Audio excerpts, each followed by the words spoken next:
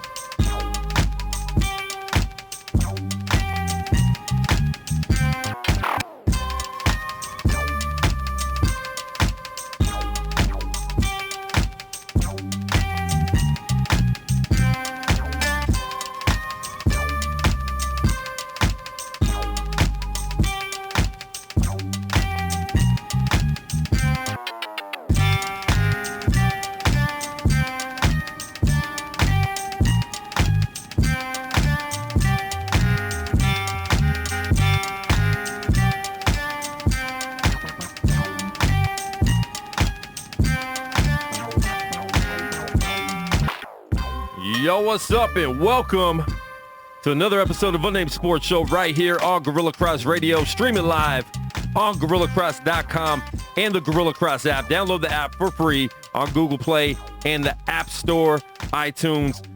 Listen, man, we're broadcasting live from downtown Las Vegas. We're excited. We got a big show for you today. We got a lot to talk about in the NBA. The draft happened. We got free agency happening soon. We have a free agency show we're doing on Sunday. Hey, now. A lot going on. Talk a little Big Three action. We got a little UFC, Women's World Cup, and bowling. Joking about one of those. No bowling today, Josh. Sorry. It's okay. Sorry. No Pete Weber? No Does Pete Weber. Does Pete still do it? I think he does. No Don Johnson. I'm not sure. No Don Johnson? I'm your host, Quan5. Now we got just in time, Josh Jordan Williams in the building. What's good? Hey, it's baseball season, so I can't keep rocking so many basketball jerseys. I feel like it's basketball season. Well, It's always basketball. We'll Remember the ad, get to basketball never sleeps? The new season just started. This is you all's favorite time of the basketball season. I mean, honestly, you're ecstatic It's for this close. time of I year. mean, I prefer actual games, but I'm not. But by the end of the finals, I can't wait till the off season. Quan is a drama Especially whore. this He loves offseason, it. 'cause He loves it. I think next off season could be A dud. if certain.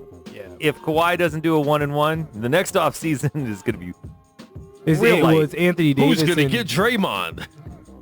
Yeah, pretty much. That's it. Hey, and honestly, no. if If the Draymond question is smart, how much will the Warriors offer Draymond? Pretty much. I think they'll probably give him the max. Why not? They're printing money. Yeah, at this point now, just go ahead. Yeah. Just double Steer down. into it.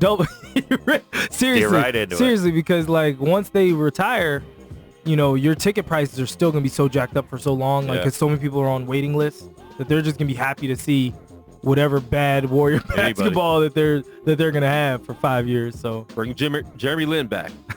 Hey, Jimmer's on the summer league. is he? Jimmer? Jimmer's on their summer league team. Okay. There you go. That's intriguing. Well, he played for Phoenix at the end of last year. Yeah, Yeah. they didn't pick him up. That's interesting. Phoenix didn't do a lot of things this summer so far. He might have looked like he could be a competent basketball player, so Phoenix is like, no. We don't want any of that. Listen, We're hit still- us up, 702-608-3259. Once again, download that Guerilla Cross app. We have a lot of stuff going on there. The app's being updated daily with new content, doing a lot with the UFC, so be on the lookout for that. We have a few interviews from UFC people coming in on Unnamed Sports Show in the near future. Maybe this week again, depending on what the Contender Series does tomorrow. Man, y'all are on fire with this stuff. Man, It's been fun, Dave. it has, brother. You need to come because I'll it's get about to in be there. it's about to be the unnamed fight show in a minute. For real. Five Unnamed MMA minutes. show. I'm all for it. Unnamed all for MMA. So, man, a lot to talk about, man. So we are going to jump into the NBA first. The NBA awards are soon. How soon? Not soon enough Because because no one cares because it should have happened quite some time ago. Listen, Quan so and I were talking about that earlier. When do you think that they should do the show, the award show? I think the better thing personally would be, because I know they want a postseason thing and to have all the players there, but since if you're not including the postseason in the awards, you should have a little break before the playoffs. all you need is a week. That's exactly what I said. Take a few extra days and do the awards then, because then people would care. Now it's too late. It's so late. You've forgotten who's even up for the awards at this point. Either that or combine it with the draft, something. Because people care about the draft. Oh, that's true. That's true. And don't have Kevin Hart come host it again. I'm trying to think. So they do the draft on Thursday. Maybe do the event. Maybe do that on Wednesday, like at wherever the draft site is, and so then it moves alongside the draft. That could work, possibly. Yeah, I mean, my dream scenario would be, since all these things are voted on right after the season, so they've been sitting on the winners. It's not like people get like these extra weeks, like, well, really think about it. So the playoffs have nothing to do with it whatsoever. But the problem is people are hyped up for the awards probably right after the NBA. That's when people are talking, oh, who do you think the MVP is? Sure. We're already into the next season. That's how the NBA Correct. season moves. Once the finals are done, you're already into the next season with the draft. We already had the draft. With free agency talk. So, and they talked about that all day today on different things I watched and listened to, is we know who the first pick is. We know who's going to what teams from college already, and we don't know who the MVP is. We don't even know who the Rookie of the Year last year was, but we're already talking about who's going to be the Rookie of the Year next year. Yeah. And to me, I don't like it. I think it should be right after the regular season. All you need to do is take 3 extra days off. That's it. 3 or 4 extra That's days all off. it would take. And like I said, you catch the guys before they go on vacation. You just basically say, listen, everybody, this is a league expectation. Yeah. Here you go. So, if you're playing, like if you're Luka, and Dallas has been out for a while, it's like, don't go back home. Hold off for 3 We've days. also talked about this last year. I think you brought it up, is the motivation. Let's say Giannis thinks he should get MVP and James Harden gets it. Let's say they meet in the finals. The motivation for that, knowing like I lost the MVP to you, that's a great extra point. motivation. That's a great And we point. don't get that anymore. We used to get that. That's 3 words for that. Akeem the Dream.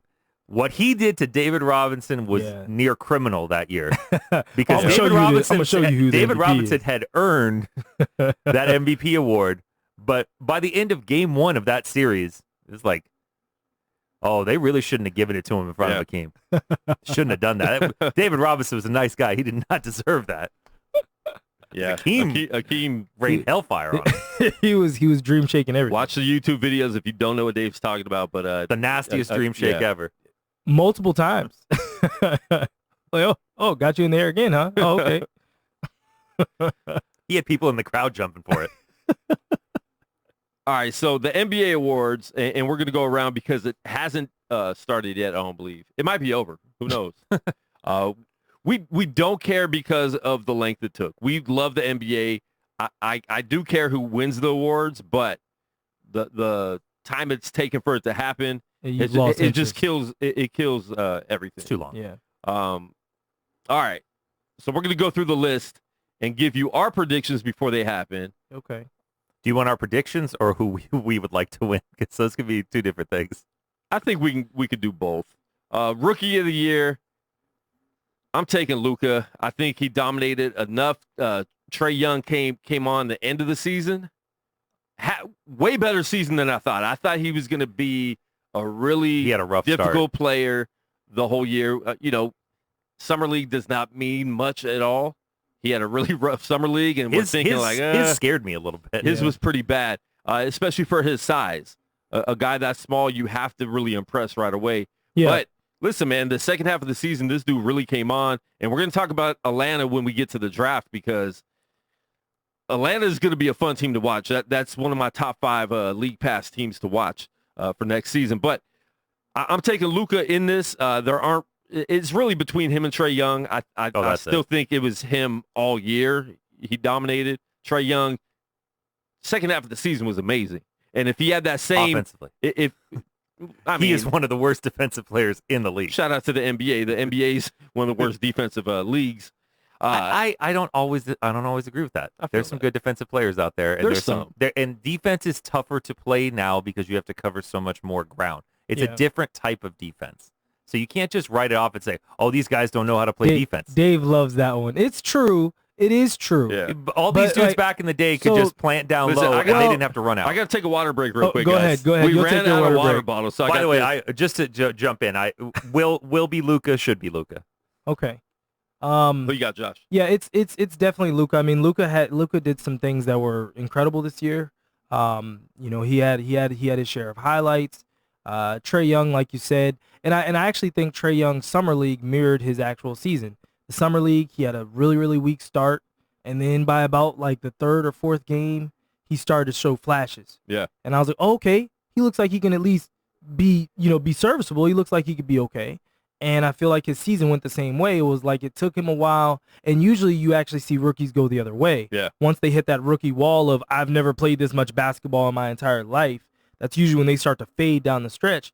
He didn't fade. He actually became stronger. Reps. So that's very promising to see, especially with his size, his diminutive size, and injuries and those kinds of things. That's a good good Behringer for things to come. But as far as let me see. What else were we talking about? We were talking about your water. And then you don't have any water. Yeah. Dave offered you water and you refused. It's okay. Because you want to blame the studio for your parchment. and Sarah, we will be talking about football. I don't know what the soccer is you're talking about. Tell Sarah. I was watching Telemundo today. We were. Oh my goodness, with the subtitles.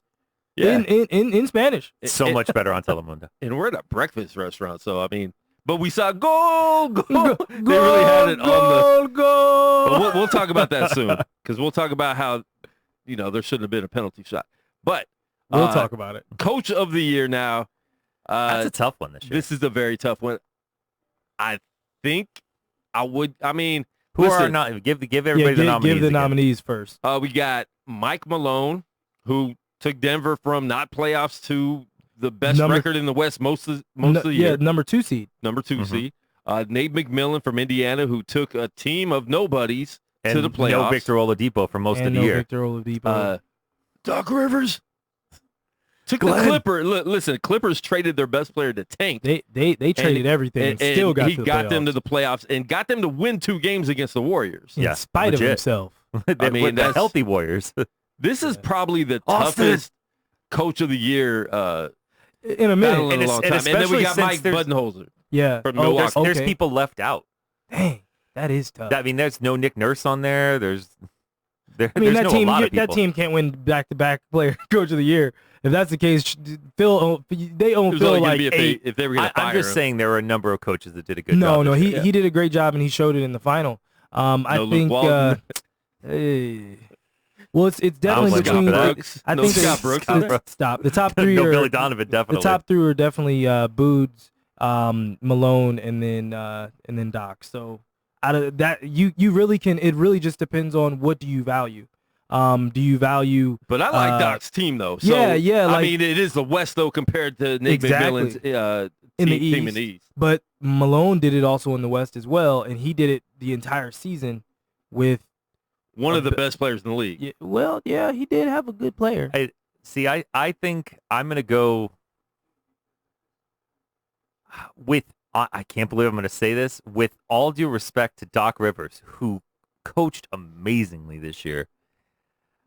Budenholzer showed what happens when you put in a real professional coach to a team with the same players. With talent. With a team that had not professional coach. It was Prunty, and then before that, Jason Kidd. Yeah, those are bad coaches, and all of a sudden, pretty much the same lineup. You plug him in, they add a little. Just they Bledsoe, add right? Bledsoe, right? Lopez. But Lopez Lopez the right way in a Budenholzer offense. Yeah. So, and they're a 60-win team. With if they play 2 things moves. correctly, they're bright. They have a bright future. Yeah. I think it should be him. If not him, I would say Doc. I can't believe I'm saying that, but Doc did a great job this year with a bag of chips. That team had no business being in the playoffs. If Dave is telling you guys that Doc did a good job, he did an astronomical job. He did Not only that, but he shed that dead Austin weight too. Well, he finally was able to put family business to the side. Well, he actually asked his wife if it was too late to put him up for adoption. I hate you so much. How much they got rid of him. Is that what they did to Jeremiah? Oh, Callie already got adopted into the Curry family, so she moved up. She moved up into the royal family. She's in the royal family. Man. I'll take Mike Budenholzer. I just think it's a good choice. The fact that you kept that team, it wasn't a fluke. We see teams in the East all the time. They start off really good, and all of a sudden, in December, you're like, okay, they're back to reality. I kind of thought that with the Bucks. I thought they'd be 3 or 4, but they stayed number 1, not just in the East, but in the entire league the whole year, pretty much. Yeah. And to me, to do that with a young squad is a feat. Well, and we didn't talk enough, I think, probably about Mike Malone, too. I mean, yeah, how good Denver was. And they have one reliable player. Yeah. Just one. I mean, he's fantastic, but Jokic is the only guy that's there night after night. Because you don't know what you're getting from Jamal Murray at any point in time. You don't know what you're getting from Gary Harris at any point in time. Paul Millsap's always their number 1 pick didn't play at all. I was about to. That was exactly what Thomas I was about to didn't play at all. Exactly. That was probably for the best, though. Listen. Which I think he might be a Celtic next year. We'll talk about that. Michael Porter Jr. coming back. That changes. That actually. Quan, I don't know how much he'll play. Quan, I'll put it to you just like this. I bet he was a lot. He was the number 1 pick. He was the number 1 prospect in the country going into college. Yeah. So if you were able to be the first pick at that time. If you were able to stash a player like that on your bench and still make the playoffs, the injuries he dealt with are severe. Yeah. So I don't know. Well, I hope he comes. I mean, I like him. Can we say if he's 100%, that exponentially makes that team better?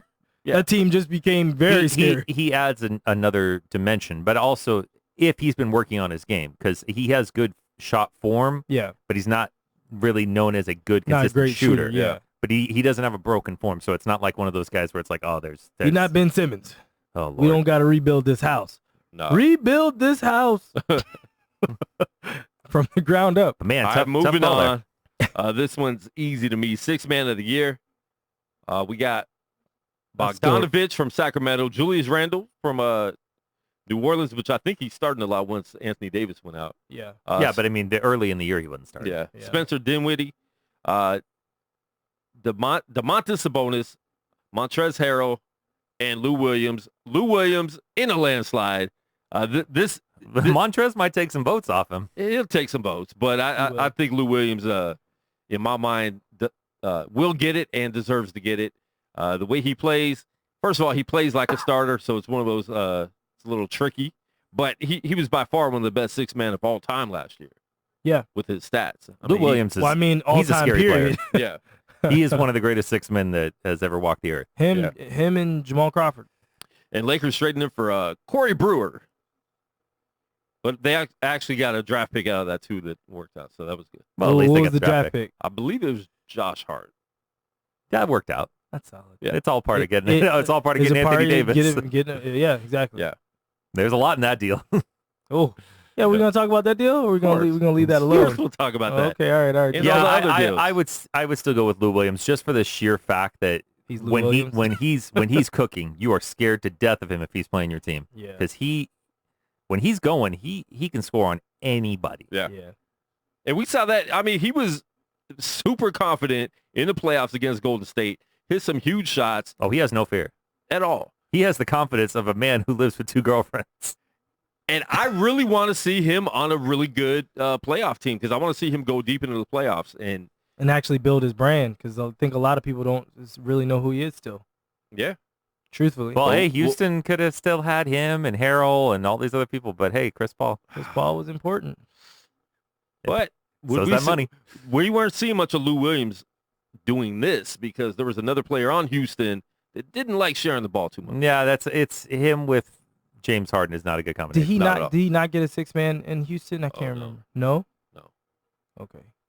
It was Atlanta. He didn't play there long enough. Okay. I think he got in Toronto. Yeah, he got it in Toronto, got one in Atlanta, I'm sure. Philly he was a 6-man in Philly, right? He was a 6er. Yeah. By the way, when we're talking about all-time great 6-men, let's not forget about Detlef Schrempf, please. Detlef started a lot or too, Manu. Though. Oh, Manu. I mean, Manu for sure. That's true. Manu's about to be a Hall of Fame 6-man, which is crazy. I mean, Lamar Odom beat death, so Most improved player, we have D'Angelo Russell. Wow. D'Angelo Russell, De'Aaron Fox, Vucevic from Orlando, who might be moving on. That was a blood. He's moving. Paul George. Paul George took a step up. I don't care what you say. Sabonis and Siakam. Man, this is hard. This is defensive player of the year? No, most improved. D'Angelo Russell was on there. It's not defensive player of the year. Okay. Well, I wouldn't give it to Paul George as most improved. Because he was the fact that he's even in there. Yeah, he's pretty still crazy. Paul George. He went from an all-star to MVP candidate, though. Yeah, he's in the MVP candidacy, and if he wouldn't have got hurt, hasn't he been an MVP candidate before? No, never. Never? Mm-mm. This was by far his best season. He stayed top 10 player, I think. People diminished it a little bit because of those injuries down the stretch. I mean, his shoulder he couldn't lift his arm before games, so that took a little bit of the shine off of it. But Paul George had an amazing season. No, he did. He's not going to win most improved player because that's not what they do. Yeah. I mean, it's going to be D'Angelo Russell. Like your name wasn't there, now it is. Now it is. D'Angelo went from throwaway Laker to all-star in the East. Yeah. Asterisk in the East. That's not fair. I mean, it is. He wouldn't have made it. But he also changed not only his level of play, but his level of being a teammate. Because all those guys in Brooklyn seem to love each other and get along. Yeah. And now they're going to ruin it in the offseason. I mean, listen, he'll be great as a Laker again. He does not. Siakam. I mean, Siakam to me, it's either between him and Russell. Those are the two. Because Siakam was virtually unknown. And I just don't think Siakam showed up game after game the way D'Angelo Russell did. True. Pascal Siakam had the capability because of other players on that team that there were nights they didn't need him. The Nets needed D'Angelo Russell every night. He was there. He was their Kawhi. So this is my first one where I'm picking D'Angelo, but I think Siakam wins it. Well, I think Siakam's a better actual player. I think his ceiling is still not touched yet. Because there's really not a lot on the court that you can say that Pascal Siakam, as he develops, can't do. Yeah, he can hit threes. He can play defense. He's long. He's athletic. Yeah. He runs the floor. Yeah, he is a possible really scary player as you keep going down the road. Yep. Yeah, especially his consistency is the only thing, and that's going to come when you're a 25-year-old in the league. So, who do you got, Josh? I think it's Russell. And simply for the right back to the point that Dave was making in terms of he was their guy. Yeah, it's different from he was a high draft pick. A lot was expected of him. He never really truthfully fulfilled that promise. And then he goes to a new team, and they still don't necessarily know what he's going to be. But then he ends up being the guy he was originally supposed to be. To go from afterthought trade piece to all-star, that's still saying something. Yeah. So I think he deserves it. Do you think he'll get it? I think he'll get it. I think he's got to be the front runner. Yeah, I mean it's a two-man race. And just like we were saying, like I mean, if you're considering Paul George a top 10 player for the last 5 years, and he goes from top 10 to top 3, I don't know if that's necessarily a big enough jump. D'Angelo Russell went from 50s, 60s to the top 20. Yeah. That's a big spread. You know what I mean? That's a much bigger 50s, spread. 60s might have been generous. See? Like I'm not running them. I'm not running him down. I mean, I should because he went to Ohio State, but I'm just saying that he went to Ohio State and was a Laker. So I mean, I don't have a lot of love for him. Peppered with hate. Hey, there's your boy. Jawan's in the house. Head coach. You guys are up 3-0 too. We can point to the TV and Dave will not look. We mentioned TV, and if Josh is sitting in that seat, he turns the whole seat you have to around. mention it. Josh will be in the middle of having his own point and like, ooh. Oh, did you see that hit by the women's national volleyball team? Yes, it was a great hit. Great hit. Great spike. It was a good kill. All right, speaking of good kills, Defensive Player of the Year, Rudy Gobert, Paul George, Giannis, Embiid, Miles Turner. This is a tough one. That's a lot of good defensive players there. A lot going on. I think that's a really good one. I know who will win it, and I have my own opinion on who should win it. How many go for it. How many games did Embiid play? That I think is the key. He played quite a bit this year. He doesn't play the same level of minutes, though. 15. Yeah, the minutes is what he doesn't. He missed about 15. Here's what I'm going to say. Go ahead, Dave. Gobert will win it. I mean, he was the leader of a destructive defense when they got rolling. And if he doesn't win it, he's going to cry. That's true too. He might on national television. But with all due respect to Giannis, there's only one true perimeter defender in all of these, and being a perimeter defender that gets Defensive Player of the Year consideration, you're a beast. You are playing some crazy defense, and while on the other end holding up their offense, because Russell Westbrook was not good this year. Oh, wow! You think Paul George should win it? His defense was amazing. I'm wearing a Russell Westbrook shirt. I'm wearing a Thunder hat. I'm clearly biased. However, when you consider the load he carries, which Giannis, of course, carries a gigantic load. Watch it. Pause twice. Anyway. Infinite pause. I personally, I have a softer spot for the guys who cover people on the perimeter. Yeah. I think it always goes to the big man defenders because the stats are a little showier. Yeah. But when you actually have to be the one out there, when they play the Lakers, who's covering LeBron? Paul George. Yeah. When you play the Warriors, who's covering Kevin Durant? Paul George. Or if Kevin Durant's hurt, who's covering Klay Thompson? Paul George. Or if Klay Thompson's hurt, Steph Curry. Yeah, he covers. The league is so much more perimeter oriented. No, that's true. And I think being a perimeter defender, being considered in that level, legitimately. Yeah. Not just as a throw. And you can cover all types of different players. You know, when you play a team with a good point guard, they don't put Russ on him. And if this was, also playoff defensive player of the year award, you'd have to throw Kawhi's name in there for what he did to Giannis. Oh yeah. But that's what I'm saying. If it was like, adding the playoffs in this, he's won shut them. down Giannis. Yeah, he's won them. He does everything that you're looking for. To Dave's point, he guards multiple positions. Well, and he said if they didn't do the load management, he wouldn't have. A lot of loads going on. He wouldn't have got to the finals. Yeah. So he was hurt there. That. Yeah, so he was still dragging that leg. Yep. Giving 30. I think you're right. I think Paul George has a shot to win it. But at the same time, Gobert is defense. That's he is, what he does, what he's known for. Sometimes when you're known for that, you're the one that's going to win automatically. When you're not saying Paul George is brand new to defense because he's always played defense. Yeah. But this was an amazing year defensively for Paul George. Like you said, he had to take up a lot of slack for not just Westbrook, but a lot of players on that team. Well, no Robertson either. Yeah. I mean, that Robertson's there to be a defensive stopper. He didn't play a minute. And whose fault is that? Mine. He spoke so much death on that boy. You wish everything but taxes on that child. And then once he lost him. And you know what? All credit to Miles Turner in there as well. He will get no recognition and probably almost no votes. But if you watched any Pacers games, which you probably didn't. I didn't watch enough. He played.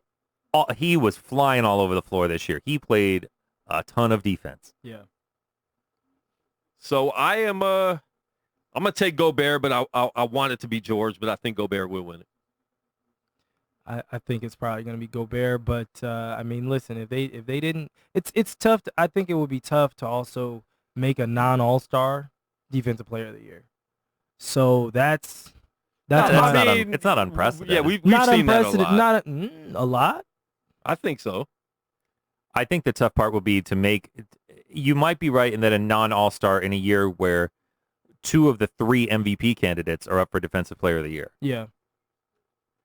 Because, I mean, if you realistically look at it, because you have to consider what they have to do on offense, Gobert just has to rim run. Yeah. I'm going to go through the list real quick. Starting from last year, Gobert won it. Okay. And was he an All-Star last year? Yeah. Was he? I don't believe so. I feel like he's been an All-Star before. That's why I don't believe he has been an All-Star. Really? I think he's been close. Look that up while I go bet through you the a list. shiny nickel. Draymond Green, All-Star. Yes. Kawhi Leonard, All-Star. Definitely. Kawhi Leonard, All-Star. Definitely. Joakim Noah. He might have been an All-Star that year. All-Star that year. Okay. In the All-Star East. that year, yeah. Oh yeah, he had a good year. He had a good run. He had a good run. Marc Gasol, All-Star. Tyson Chandler for the Knicks. I'm not sure if he was an All-Star. Not an All-Star. For Dwight the Howard. Knicks, maybe. I don't think so. I don't think Knicks had any All-Stars that year. Okay. Nor should they have. And that was 11-12 season if you wanted to look that one up too.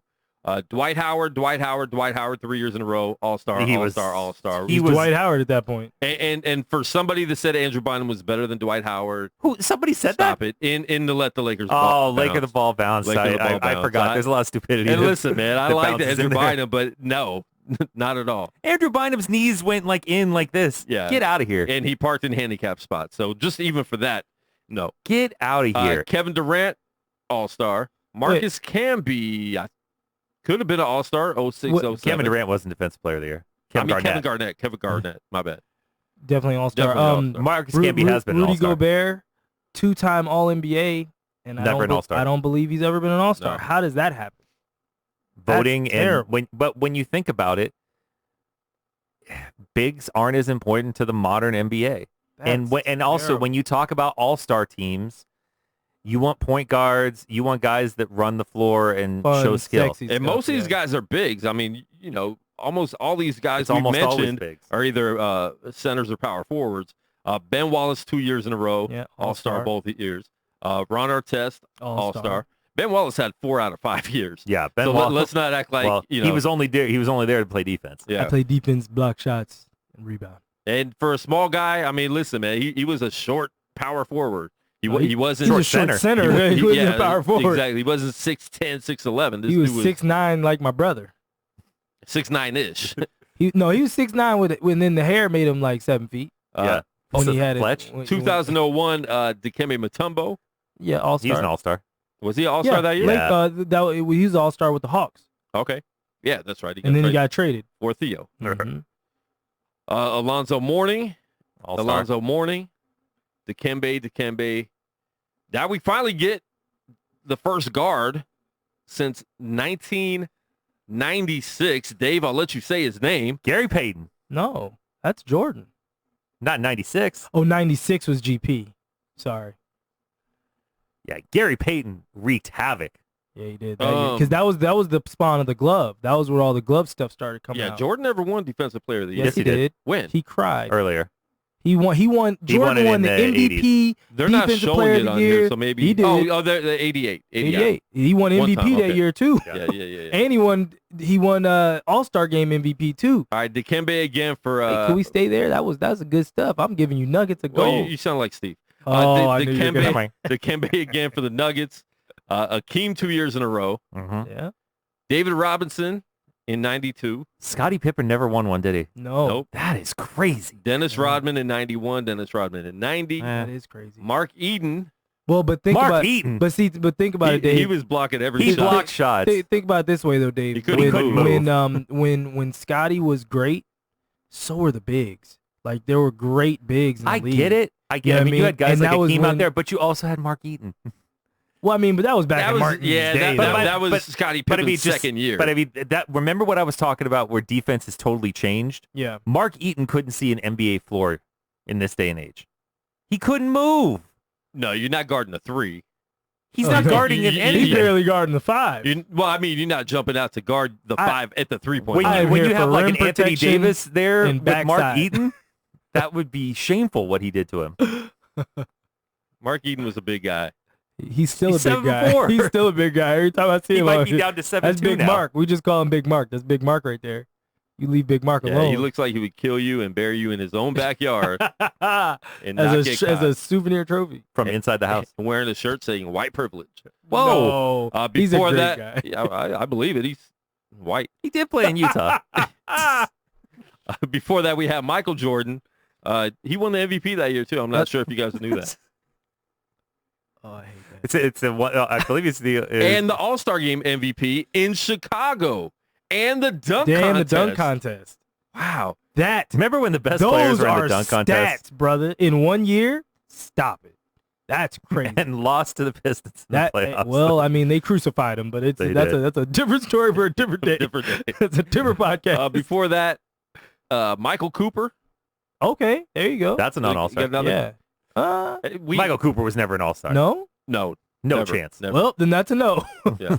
But okay, but all right, but think Alvin about it. Robertson. He was an all-star. I'm not sure if he was an all-star that year, but he was an all-star He's an all-star. later. So if Michael Mark Cooper Eaton again, Sidney Moncrief for 2 years. Who's a Okay. Hall of Famer now. But if you go, but all right, but look at it this way. We've spanned the entirety of my life and maybe 5 people weren't all-stars. And we had six guards since 83. Yeah, yeah, but one of those people is Rudy Gobert. So guards? No, we're talking about non-all-stars. Oh, non-all-stars. Yeah. So he's already done it. So it's doable. Yeah, that's true. Yep. Can be done. Yeah, that's true. I like going through the list of history and just seeing, But it's just crazy that you always remember Scottie Pippen as one of the greatest defenders that we have seen. But I think Josh is right. That was like the height of I get it. I mean, you had David Robinson. When you had like Akeem out there, and Akeem was Akeem blocking shots, steals, and not only are they centers like you see Gobert, but they're centers playing against Hall of Fame centers. That's right. Like there were centers. 20% of the season they're playing against a Hall of Fame center. Yeah, Hall of Fame, and then also very good. And then also offenses ran through centers. The center was very, very featured. They were the center of attention. Very much so. Good job. Wow. I let him have it. It took you a minute. Oh, no, I think Dave started laughing before it even exited my mouth all the way. Dave already was ready. I had to ride with it. Oh, my Lord. No problem riding with it. It's okay. And finally, the most valuable player of the year award, which I think I flip-flop a couple times throughout the season, even today. Listen, I love Giannis. One of the best players, I think, right now, besides Kawhi, because Kawhi won the championship, and besides Kevin Durant, but Kevin Durant is now hurt, which he might never be the same. I think Giannis is the best player in the league. I'm not sure if it's even close. If he gets a shot, this dude might be one of the best of all time. I think we all know that. And he's working on it. He's not Ben Simmonsing it. No. He's actually working on it. I still give it to James Harden. I think James Harden had an amazing year. They did start off a little slow, but look, they lost everybody. He was there for that slow start. He was, but it was at the beginning of the season. I think you forgive that because with such a slow start, he's the reason why they went from second to last in the West to losing all their players and still being fourth and fifth. He was out there with some trash lineups. Yeah, no, he was. Horrible lineups. And so for that reason, he had amazing stats. He just did things that you haven't seen before. And so I think when you see that, I have to give it to James Harden because there's historical things that he did this year. Passing Jordan, passing Kobe in different stats. To me, it's Harden all around. I think Giannis, because Giannis might take a hit because it wasn't on ESPN every night.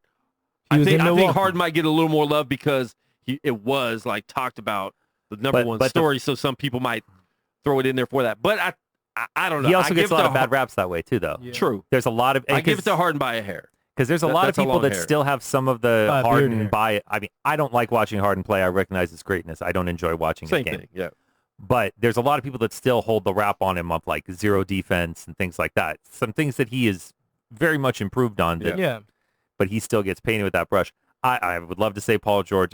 I think it will and probably should be Giannis. I think it's tough when you're giving guys MVPs back-to-back years. Although, I mean, because the question is, was he actually better than the year before? I mean, his numbers might say yes, but I don't know. The team was definitely not as good. Yeah. So it's kind of like... That might make him more valuable. I mean, listen, it wouldn't break my heart to see James Harden get a back-to-back MVP. He played phenomenally, but I think one thing we have to remember is some of their problems are of James Harden's making. Yeah. True. As great as he is also the cause of some of their issues. Shortcomings sometimes. Yeah. So that's just my 2 cents. I think, right back to, what Dave was saying as far as 2 of the 3 finalists for the MVP are also Defensive Player of the Year candidates. I feel like that weighs in, you and I were talking about this a little bit earlier too, Quan. When you look at what Giannis does on the defensive side of the ball, whether it's blocks or affecting shots or switching and being able to guard multiple positions, the 7-point gap, or I think it may be 8-point gap that he has between him and James starts to get marginalized a little bit just because of what else he does. Yeah. Now, that being said, like we said earlier, Giannis had a great start to the season, then he had a little bit of a lull, and then he came on strong, whereas James, you alluded to, his 30-point streak, passing Jordan, passing Kobe with how many games straight he scored 30.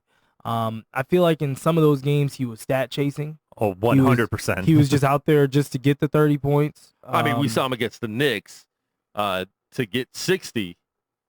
He stole the ball to lay it up on the other end. Yeah. Oh yeah, that's that. When the game was already over. He stat chases. There's no question. Yeah. I mean, we'll see. I mean, it's kind of one of those things, but just like Dave said, it's hard to win back to back. I'm trying to think if Jordan. I think Jordan may have done it once or twice. Jordan won back to back. Steve Nash won back to back. Steve Nash did. LeBron's gone back to back, but it's not easy. Steph won back to back. But it's not easy, and especially too if your team's not winning. Yeah. I think you get a little bit more juice when your team actually wins, and they haven't. And we'll go through a list of the MVPs since the 80s. Yeah, we can't. Kareem in 80, Julius Erving in 81, Moses Malone twice. Yes. Moses Malone twice for the Rockets, and then for the 76ers, won them a championship in 83. That's terrific. Larry Bird, 3 years in a row. Correct. And was a finalist 9 straight years. Crazy. Magic 2. Johnson in 87, Michael Jordan in 88, Magic Johnson in 89 and 90, Jordan in 91 and 92, Phoenix Suns Charles Barkley, Yep. Akeem Olajuwon, David Robinson, we talked about that, what Akeem did to him. Michael Jordan again, which Michael Jordan missed 2 of these years. Yeah. The Barkley year, Jordan could have won it, but Barkley just had to have that year. They also go by Phoenix had the best story. record. Yeah. They go for the story, especially if you're a great player. Like a lot of it with Giannis too. It's just how many years could they have really given it to LeBron? Yeah. They could have given LeBron a lot more MVPs. They could have given Jordan a lot more MVPs. Yeah. Like those Karl Malone back-to-back years. It's like those are Michael Jordan's trophies. Both of those. Get out of here. Well, Karl Malone in 97, Michael Jordan in 98, Karl Malone in 99, Shaq in 2000. Karl Malone won it in 99? I did not remember that. Wow. Okay. I mean, there was like 5 games that year. It was 42, but I understand. Close. Allen Iverson in 01, Tim Duncan back-to-back in 02-03, Kevin Garnett for the Timberwolves in 04, which was their last good year, really. Yeah. Geez, that's true. That's 15 years ago. Because they made the conference championship that year. That was the conference finals. Yep. Yeah. Who'd they lose to? To the Lakers, right? Yeah. Yes, the Lakers who then lost. Shoot. Let that stick in your craw.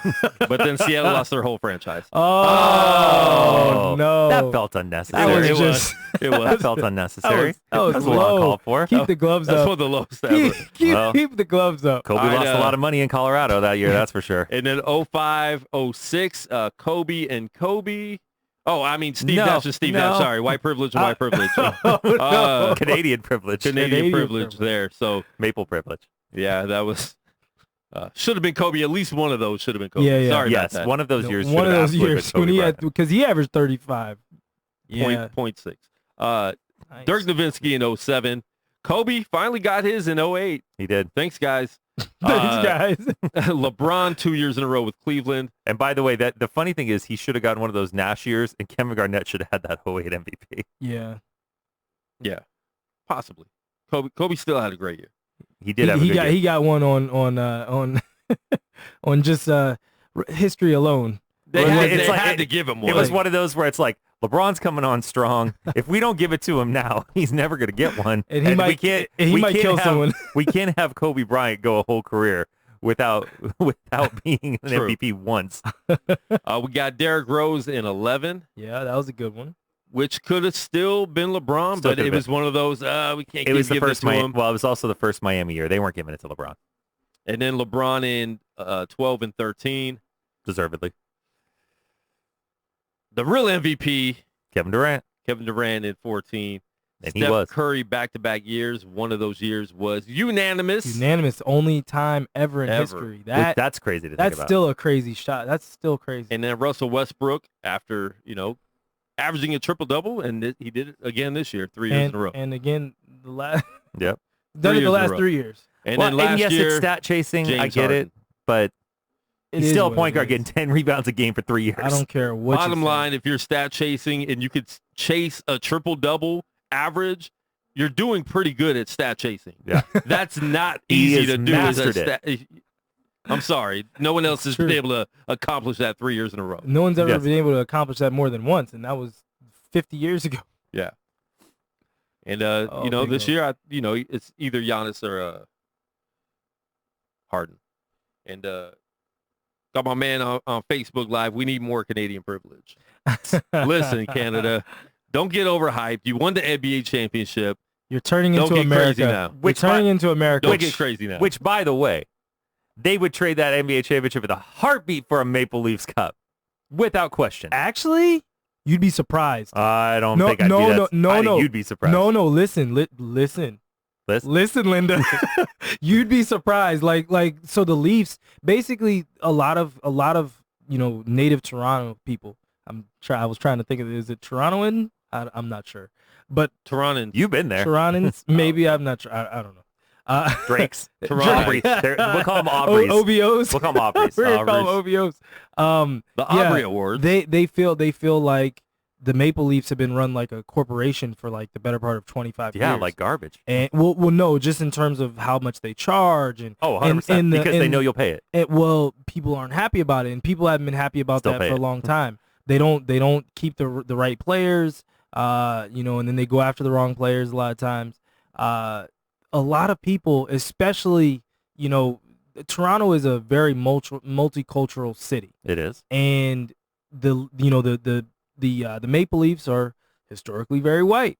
So really? Yeah, well, I mean, the game of hockey is historically very white. I didn't know that. But, with the city changing so much around the basketball team, when they started during the Bosch years where they started bringing in a lot more international players, and that kind of galvanized the Toronto fans even more. I think it actually is a little bit more 50-50, maybe even 60-40 Leafs to Raptor fans, but it's not as and then also you got to think too, the Raptors are Canada's team. So they have even more juice, from Edmonton and other places. You know what I mean? So it's now Canada in general, would they like a cup? Yes. They'll probably take a cup from any of those cities. Whether that's Ottawa or Winnipeg. Yeah, not Montreal. Not Montreal? Nah, they all hate Montreal. Yeah? Yeah. The Montreal Rays? No. Fair enough. Should be. No, oh my goodness. The intern. We're not talking about baseball. Wait. The intern. No, just give me a second. It's a good joke. The intern. Liam. The Temporaries. That's great. That is good. I'll allow it. I'll give the Montreal Temporaries. That's good. We were weak. And real quick, in baseball, just move there altogether. You don't have to waste money building another stadium. They're going to build in Tampa Bay. Stadium. They're never going to build a stadium in Tampa. It's not going to happen. That's what they're talking about. Still building a new one there. They've been talking about it for at least 20 years because they don't have the money to do it, and they don't have the fan base to do it. And the fan base won't do it. The fan base are Yankees fans. Get out of here. True. Just moving to Montreal. True. They're going to be in Montreal. Yeah. This is all the precursor to the return of Les Expos. And that has been baseball for you today, folks. And put nets all around the field, please. Yes, please. It's about time. We'll talk about that in a minute. We will because get to people that. don't pay attention, man. They're all looking at their phones. Yeah, exactly. Get off your phone. Watch the game. Well, that ain't going to happen, so or at least watch your phone and watch the game simultaneously. I mean, not all of these. The lady last year that unfortunately died in L.A. It was in L.A. Yeah. She was in her 70s, I believe.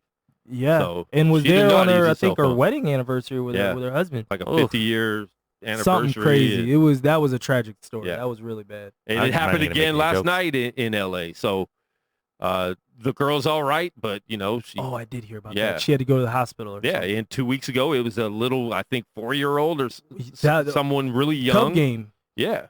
Albert Almora. So they need to do something about that. I'm sorry. The fact is, people are not going to get off their cell phones. And parents are clearly not doing a good enough job of keeping the kids protected. I'm just trying to catch a foul ball. That's all I'm saying. Why must the true fans suffer because you fools can't put your phones down? You're talking about people's lives, because man. People have died, Josh. You think it's funny? All this time, you think it's 100 plus years, now all of a sudden people dying. I mean, you could look it up. I think there's been more deaths. I think it's just a little more get in off the your phone. media now. Get off your phone. That ball's also coming faster than it used to. Yeah? Oh, gosh. Exit velocity has gone up? Between bat speed and juice. pitch speed? Pitch speed. And Pitch juice speed balls? Sure. Yeah, that's true. And the fact that right now you're trying to hit everything in the air? Yeah. Nobody's hitting choppers anymore. Nobody's legging it out. All right, let's jump to the NBA draft and NBA free agency. We're going to get super in-depth on Sunday, 2 p.m. Let the Ball Bounce, Unnamed Sports Show, combined show for NBA free agency. Can I ask a quick question? Definitely. Can we put some sort of limit on the amount of Lakers talk on Sunday? Oh, amen. Like a percentage or like a minute count? I think there's a lot of free agency to talk think about. so, That too. wasn't a no. That was not the answer that David That was not a yes. That was not a yes. That was definitely on the fence. So here's the problem. It depends. If Lakers don't make any moves while we're still on the show, you're going to complain about not making the moves. No. There's no chance we're not going to talk about predominantly Lakers. Lakers. About the Lakers. I don't think it would be predominant. I think there's a lot of Kawhi talk. Where he's going to go. Does he stay in Toronto? Kevin Durant, does he limp to Brooklyn? Does he stay in Golden State? Kyrie Irving. He's already in Brooklyn. They've talked twice. Kevin Durant is quote unquote mad. Listen, this is from Rick Bucher. He was wrong all the time on ESPN. That's why he's not on ESPN. So these are just Rick Bucher rumors. Random musings of Rick Bucher. I mean, Just go get your hair gel. and your suntan lotion. I don't know, man. I mean, there's a lot to talk about with this. Do you guys think Kawhi stays or does he leave? Which leaving, everyone thinks it's the Clippers if he does leave. Mm-hmm. Does he shock everyone? And it wouldn't be a shock if he went to Brooklyn or the Knicks, which I doubt Knicks are getting anybody. But I could see him possibly going to Brooklyn too. Nah, if he's leaving, he's a Clipper. I thought he was a Clipper all the way through the playoffs. Now I think there's some possibility he goes like 1-1. And I think especially because of the money factor, because he can't get that max money. Can't get the super max yet. So for him, it actually makes more financial sense to go 1-1. Well, Quan and I were talking about this over the weekend.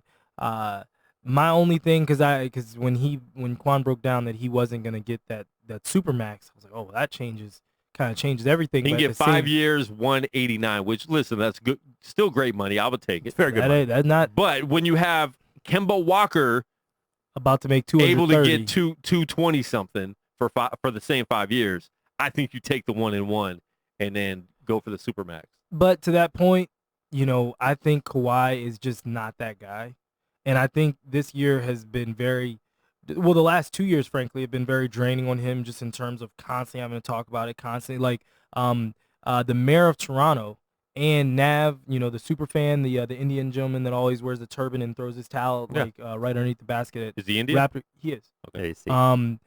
He's Sikh.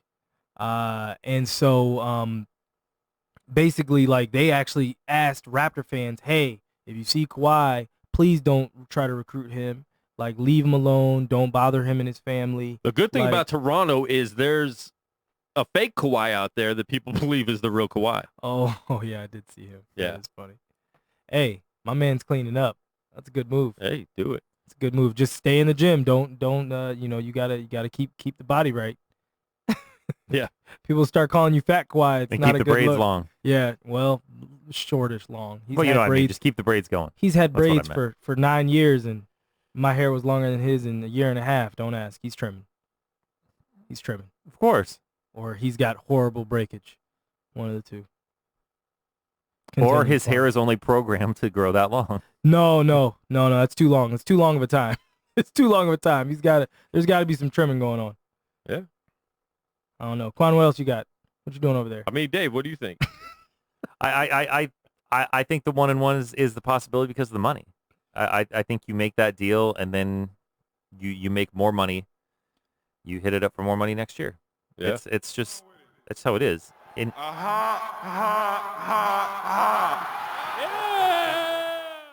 Who is that? Kawhi? You have not seen that highlight? Yeah, he made fun of his laugh. He made fun of his on laugh. the parade. But he didn't even do it right. And I know he's heard that sound clip at least 35 times. I mean, do you though? It's not hard to mock that. I'm just saying, just remember, it's Kawhi. Do we really know he's heard that sound clip a lot? Do we know what Kawhi does? He's had to have heard that. Do you think he hasn't heard that in the locker room 82 games? Yeah. He hears that all the time. Do you think he might not even pay attention that it's him? He doesn't even know it's him. What's that noise? Oh, man. Oh my God. I don't have any idea what Kawhi's going to do, to be honest. It's tough. It's 1-1 or he's leaving. If he's leaving, he just wants to leave. Dang. I want him to stay. I really want do him to want him to sign stay. that And that's the five. other I thing want him is to the sign that 1-1 five. makes it like you get the. And then you get him as a They free give him agent 2 again next year, years. possibly. God, You know? I would. But does he want that drama of That's what I'm being saying. the free agent Again. sought after 2 years in a row like that? I'm Well, not really, sure. 3 years. 3 years. Truthfully, like, Yeah, you know, where am I going to go Yeah. and who's going to give up the right package to It's get a- him? And Or does he just want to settle, you know, like, and settle somewhere? Listen, I love him in Canada right now for 2 reasons. I don't want him to be a Clipper. Correct. But at the same the main time, reason. I told Dave this yesterday in the chat group. I want Lakers and Clippers to be a real rivalry because Clipper fans have acted like this has been a rivalry, and just because you share the same building doesn't make it a rivalry. It's been a rivalry share the the last It has never been a 6 rivalry years. ever. Even No, when the You Clippers have to win a playoff series for it to even be called a Josh, rivalry. just remember, even when the Lakers were terrible, and the Clippers were like considered a contending team, for a top 4 seed. it's still Laker City. Yeah, no. It's not a rivalry. It not a never will rivalry. be a rivalry. And the Lakers definitely prolonged that by getting Anthony Davis. And the only 'Cause thing if they didn't- the only thing that could change it is like Kawhi and KD. That's the only thing that could make it like, hey, this is actually a championship contending team. Yeah. They win a title, then you can start talking about a rivalry. Until they win a championship, it doesn't mean anything. I think they need like 2. They would have to be 2 titles. great for 10 years to get that new generation that doesn't understand the Lakers Yeah. in the Yeah. mystique to make it a true rivalry, I think. I mean, they got good colors. You know, that's important. I guess. That black, I don't know why they need the black. I like those ones. Aren't bad. That symbol, though, the symbol ones, that's a terrible uniform. Yeah, that's not the sailing signs. Looks like you It's made it not- on Microsoft. That's not good. That's bad. It's good if I was a nautical man, but I'm not. So it doesn't work. You think work there are a for lot me. of nautical Clippers fans? Do you think could you think that most people at a Clippers game, could you ask them what a Clipper is? Would they know? They're thinking barbers. I Yeah. promise. I promise you that. I mean, they should change it to that, though. There's a lot more barbers in L.A. than actual Clippers. It's true. The Los Angeles Crips. That's what you want? Crippers? The Oh my Crips? God. Ah, the Crippers. Oh my God. Oh my goodness! And Tupac would have to change ship. He'd have to jump. There's a lot of blue going on in this new uniform. If they had the game, oh my God, if they had the bandana. Well, they'd have to get rid of the red in there. Oh yeah. The red would have to go. They couldn't be Yeah. friends. It'd have to be red, black, and more blue. Oh, Yeah. sorry, blue. blue and more black, blue. and more blue. Gotta get rid of Blue the with red. a white You would outline have of to get more rid of the blue. Yeah. Blue and then lighter shades of blue. That would be it. Oh my Wow. goodness. Yikes. Yikes. That took a turn. All right, turning back. Talking about Blue, the Blue Devil was drafted number 1, Zion Williamson. Not a surprise at all. A small surprise was the Pelicans did trade the number 4 pick. Got 2 more picks. Listen, and got rid of Solomon Hill. David Griffin has done an amazing job. Got rid of Solomon Hill, which was supposed to be included last year in the Lakers trade scenario. Lakers Right. were going to take back that salary, which would have been horrible. So Lakers actually got a better deal by not doing it before the trade deadline last Correct. Yeah. year. But, I mean, I can't believe they got rid of that contract. So now they got some cap space. They got draft picks galore. David Griffin went in there and just did what Laker fans wanted him to do in L.A. An executive of the year candidacy is already there. Yeah. In July. In July. June. Excuse me. I can't even go over everything in the NBA draft because I don't remember this many trades ever in my life there- on a there have draft night. never been. There was quite a few. I mean, the second round seemed like everybody was picking for somebody else. We have a new trade. Yeah, they weren't. But they can't even announce them because so many of the all the Pelicans deals, everything with the Lakers, all this other, most of the stuff can't take effect till later, so they couldn't even announce many of the trades. So the Laker deal, which is July 6th, is the fourth pick went to Atlanta, correct? Yes. So the fourth pick is in Atlanta. That player can't even sign with Atlanta. The Summer League starts on the 5th. Correct. That trade is supposedly going down on the 6th. They might push it back to the 30th.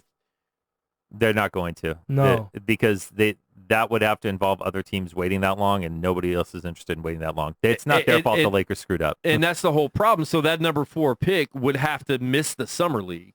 They're not gonna, if they did that. Nobody's going to do that for the Lakers. The Lakers, they're going to have to deal with eating that extra chunk that they have to pay Anthony Davis, because well, I think Davis is going to turn down the $4 million. If he turns that down, that is such agency malpractice that it should not really, because we know there's extra. If college players are getting paid, NBA players are getting the bag on the side. So you think he's not going to get that $4 million some other way from the team? If I'm him, I want the $4 million that I'm owed from Time Warner, and you could pay me the $4 million to be in Space Jam 2 on top of it. I like exactly what I was going to say. I want that money and the other money as well. If you think that $4 million is going to come up randomly down the road, you're sadly mistaken. Like, that will legit, it'll be like, oh, it's okay. And then all of a sudden, like, I don't want to be a Laker anymore. Oh, well, and I want that $4 million that I lost. Yeah. Oh, no, you can't, as an agent, unless you really are just there for the services of LeBron, you can't, as an agent, advise your player to turn down $4 million for nothing. No, he'll get... but that's the whole thing. I understand he'll get it back, $4 million. but guess what? He'll get the other money and the $4 million. Yeah. You can't turn that money down. It's not his fault that they made the move the way they did. It's not his fault Rob Pelinka didn't have a team that advised him even better. with that $4 million, it doesn't take them to, their max slot that they would have had. And the other thing is, like, all of this to run the risk of starting things off badly with Anthony Davis. Who are they giving that max slot to? That max money to? And shouldn't you be more worried about filling out a team? Which they might. I mean, but does it matter if you have 3 max players? Because we've seen that in Miami. They had 3 max players and a whole bunch of other people that just wanted to play there. Of course. So I think Lakers would get the same type of thing. Who's the third? Who's the third max player? I mean, we don't know. I don't think it's anybody. Well, but see, it could be Kyrie Irving. If they get the third max player, though, they legit only have $9 million in But they're not maxing they're not giving that max to just anybody. So I don't even think they would give it to Kemba. Wait a minute though. I think the max would be if Kawhi or Kyrie went there. But if not, then they're going to spread that around and build an actual team around Anthony Davis and LeBron James, which if they can't get one of those two, then that's what you do. And I'm fine with that. I think every Laker fan I think I would rather fill out the team. You fill the team because I put it to you like this. If you go get Kyrie and you say, oh, we have the greatest team, okay, that's great. LeBron just had his most injury-plagued season of his career. Anthony Davis gets hurt. I know you always say that he doesn't, but he does get hurt. He misses games every year. He misses games every year. Like, every year he misses 15 games. As does Kyrie. And Kyrie...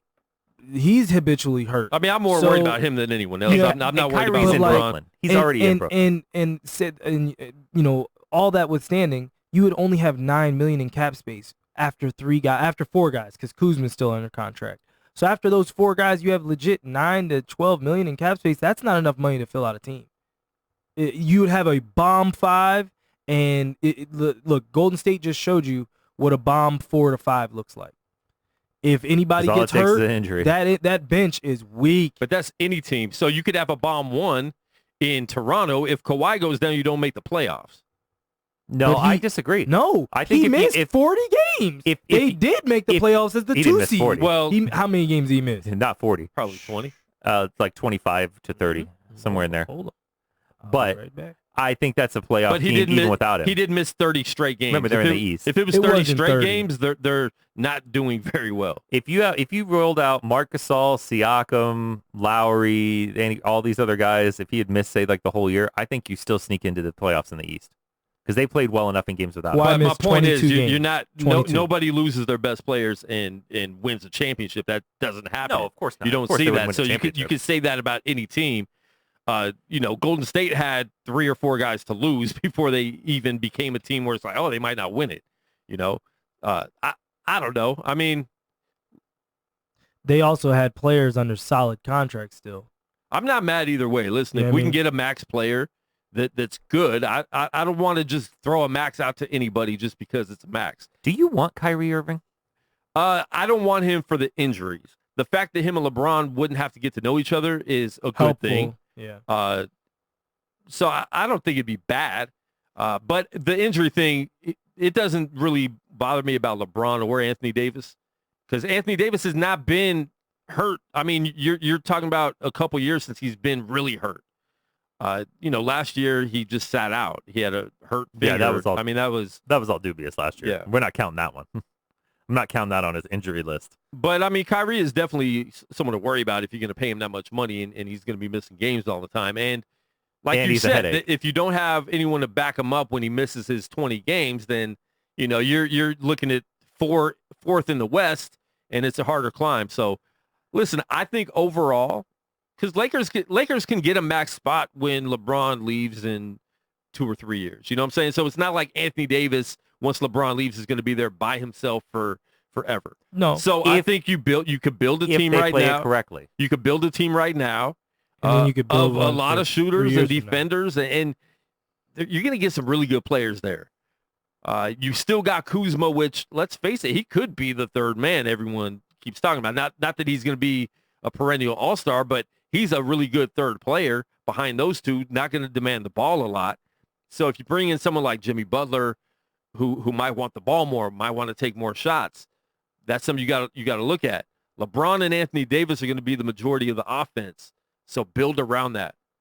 Well, and that's your other thing, too, is you should just be building around that, because realistically, between LeBron and Anthony Davis, it's not a lot of ball to go around other than kicking to open shooters. So you need shooters. Those shooters are going to have a heyday just sitting out there. So if Kawhi leaves, Danny Green's leaving. So you can get Danny Green on the Lakers. Man, you can just get all those open looks from Muscala. Yeah, he's not there. Yeah, what a shame. Do you want to hear all the games he's missed? Who's that? I know he's missed games. You're acting like I don't know that. No. Anthony Davis has missed games. I know he's missed games. No, that's not what I asked. I was just saying, do you want me to actually? Yeah, that's fine. All right. Do your list. 64, 67. He missed. These are games he played. Games he played. 64, 67, 68, 61, 75, 75, and this year is an anomaly at 56. Well, yeah, this year you can't really count. 75 games is pretty much a full season. That's a full season, which he's done twice. Yeah, he did. And then last year was. I mean, yeah, could he have got hurt if he played all the games? Yeah, of course. Well, he did get hurt a little bit, but he was okay. We just don't know. He had a hang last now. year. Yeah, that's just yeah. We don't know. He had Rich Paul. He had a Rich Paul, and he had a That's All Folks shirt on. Yeah, he's on the IR with a Rich Paul. That's what he was doing. What's your injury, Rich Paul? Yeah. Oh my goodness. DNP, Rich Paul. Don't know. Rich Paul Clutch Sports has about 20. How many clients? They keep adding more. At least 20 clients right now in the NBA. So they're moving up. Listen, LeBron talks about owning an NBA team. Mm-hmm. We can conceivably see a team that LeBron owns with the agency that he owns filled up with all his players. Well, I think we've seen. Remember, Jay-Z had to give up. He had to give up his LeBron also. LeBron doesn't own it though. LeBron allegedly has no part. LeBron wouldn't be able to own it right now as a player. Yeah, remember, LeBron allegedly has no part or ownership or say in Clutch whatsoever. Yeah, that's right. That's so LeBron will own an NBA team, the Cavs. Well, I think he'll own the Cavs one day. Oh, it wouldn't shock me. Gilbert will not sell to LeBron. He will beat that little kid up. Oh, wow. I did not realize Bronny will beat the little kid up. I did not realize that Dan Gilbert owns a big chunk of Detroit. Yes, he does. Did not know that. He owns a lot of Detroit. Most of these NBA owners are businessmen that just buy an NBA team on the side. Well, no, I didn't realize that he owned that much Detroit. But no, I think that your problem with yes, they keep adding more to the rosters and to their roster of clients, but they're already getting that reputation. Yeah. Like there are guys that are going to slip in drafts now just because they're clutch clients. They're already reaching the point. Yeah, I mean, some of the clutch guys are, I think what you're going to find soon is the guys that they're just, you can't say no to them, like LeBron and Anthony Davis, people like that. It's going to be what it's going to be. You deal with what you have to deal with. Those J.R. Smiths. If you're Cam Reddish, probably not so much. Yeah, nobody wants to hear Rich Paul talk when it comes Cam Reddish time. Yeah. And what do you think about Cam Reddish? He would have to be a better pro than college player because he was bad. I think he got picked up by the right team, though. He probably got picked up by a good team. Coach K did zero coaching. Yeah, we've talked about that. Well, I guess not on the show. That whole team was done a disservice this year because you really needed, because those three guys basically play a very similar position. So you needed somebody who was in there making things work. And Coach K ain't doing that. Not at this point in time. He is rolling the balls out. He's dropping bags and rolling balls. Yeah. Ooh. That's it. Come on. Bags got dropped. You don't get the number 1, 2, and 3 player in your class without dropping some heavy bags. Yeah. All right. I'm looking for the draft. What do you want to talk about with the draft? Everything. R.J. Barrett was picked to be, before the college season started. He was number one or number two? Number one. He was number one. He was the guy. Zion. Yeah. So, we talked about it. Dave really does think he'll win, Rookie of the Year, especially if New York's not getting anybody. And they're not. I think he will too. And he'll need to. But is that going to be too much pressure for him to get that, knowing that no one else is really there? It's his team as a young rookie. Is that going to be a lot of pressure on him, or I don't think it's pressure at all. Handle it. I don't think it's pressure at all because they're not going to have anybody else. It's not like he's going to have to force himself to go out there and do stuff. It's going to be no choice. Yeah. He's walking in right this second. Yeah. Fizz is going to he's going to run everything through him. He's going to run everything through him. Kevin Knox has already shown that he's dramatically inconsistent. So it's not like I thought Knox was going to be a lot better last year. I mean, I think he's still going to be a good player. Real young. He showed flashes, but he was crazy inconsistent. My guy Ronnie right now is excited that we're talking about the Knicks for sure. But you won't be excited to watch him. No. I mean, look, he's resigned himself to his fate as a Knicks fan at this point. We talked about it a couple weeks ago, and he was like, "I just have to strap in. No, we're gonna be trash for like 15 more years." And I was like, just a couple good. Like all you guys need is a couple good decisions. But I think James Dolan's thing. The Knicks really the biggest thing they have to do is sell the team. No, it's not even that. They really have to draft and be serious about drafting. Everybody that wants to kind of be half in on the draft and then, we're still waiting to maybe sign this guy that doesn't want to come, screw that guy and draft well and then build When's your the team. last time the Knicks, and we've talked about this with the Lakers too, when's the last time the Knicks have signed a big Carmelo and Amari? No, Carmelo was a trade. Amari. They were both trades. Amari. Was Amari? No, Amari was free. Okay. Because Amari was the leftover. Amari was free. He was a free agent. Amari was free. He was free. Amari was definitely a free agent because they gave him like $100 million. Quad Kermit it on us real quick. Wait a minute.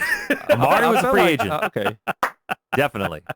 Yeah, Amari was free. And then, but they re-signed Melo. But even that, that was a big name at the time. He had big knee issues at the time. Oh, he had huge issues. It wasn't. And D'Antoni ran him into the ground. That wasn't the Amari that we thought was one of the best players. He played well to start. League, he did. He had an all-star year that first year. Yeah, they ruined the rest of his career too. Dang. Yeah. Because he could have had some more life in his career, but D'Antoni was running him into the ground that year. He was an MVP candidate at the beginning of that year. Yeah, he was. Yeah. So, but that was probably the last one. That was the last one. But before that, Allen Houston. Oh my God. Dang. We gotta go back that far? I mean, Allen. Maybe. Who else? Maybe. And Jerome James? Allen Houston. That was a trade. Steph was a trade because he got traded from the Nets, I believe. Steve Francis was also a trade. Phoenix. Yeah. Was it Phoenix? He was in Phoenix. I feel like he went back and forth Like I said, between Jerome Phoenix James, and man. Jerome James was that big free agent signing they were looking for. Who else? But the whole Allen Houston thing changed the way free agency is now. It was such a bad deal. Jamal Crawford was a trade because he got traded with Jerome. Well, see, now you're scratching. You're struggling. I'm scratching. They haven't had a lot of stars. They've had a bad organization for a long time. I mean, that's a long time. Look at the Nets. And if any team has an excuse to be god awful, it's the them. Brooklyn Nets. Because I mean, the Celtics killed them in that deal and their ability to build for the future. Now we can, of course, argue about what the Celtics actually made out of that deal when you look at it now, but they killed them and their abilities going forward, and they were capped out. So it's like that team should be. They were in cap hell with assets. They were in cap hell with no assets. Yeah, exactly. They should be. They should be the worst team in the league. But they changed how they did things. They got patient. They got a good coach for young players. The Russian owner backed up. Yeah, when he got away, things were a lot better because he wasn't around to say stupid stuff anymore. He was iron fist. We go, we buy. Yeah, that Pierce Garnett trade was a franchise killer. Ooh.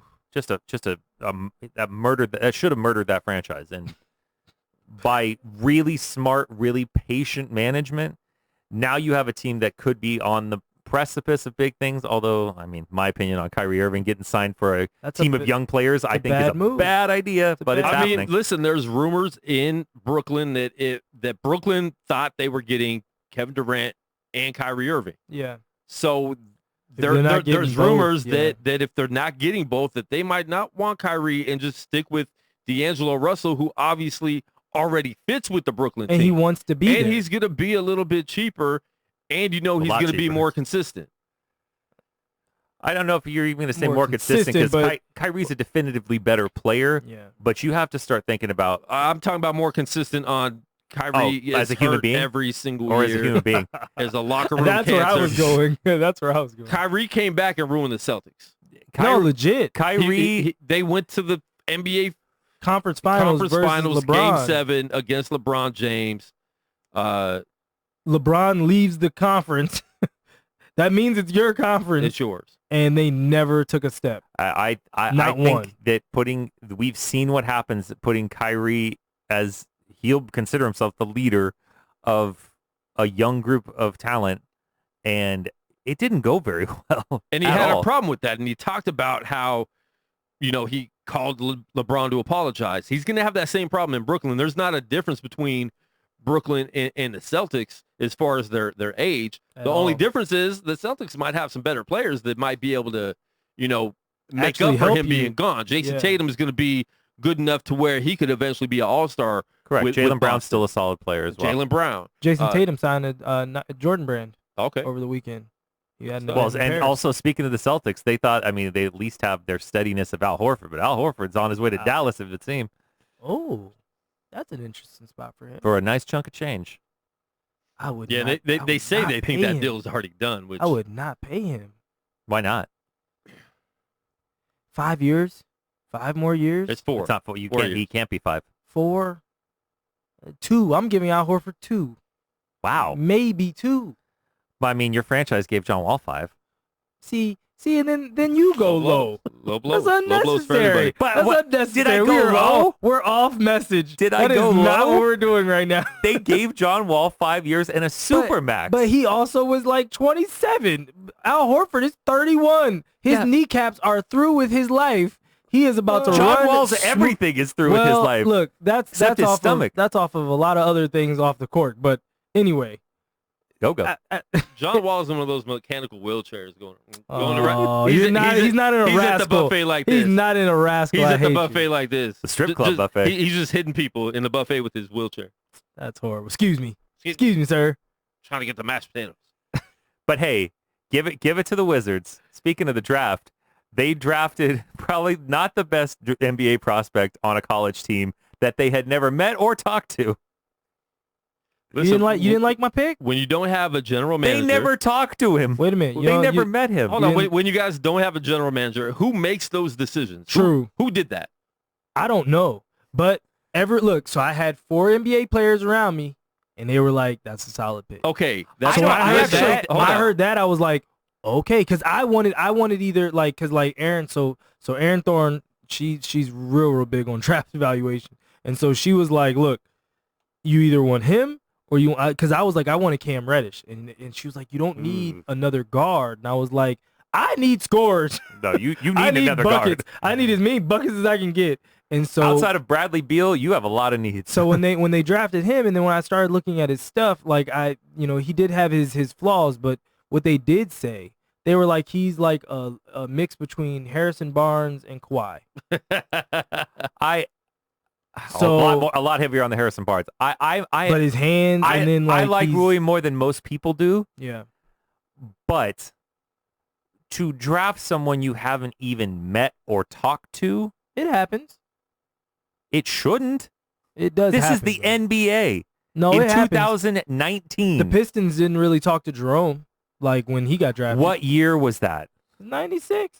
Still draft evaluation. That's 23 years ago. That's a long Your time. ability to reach people now is totally different.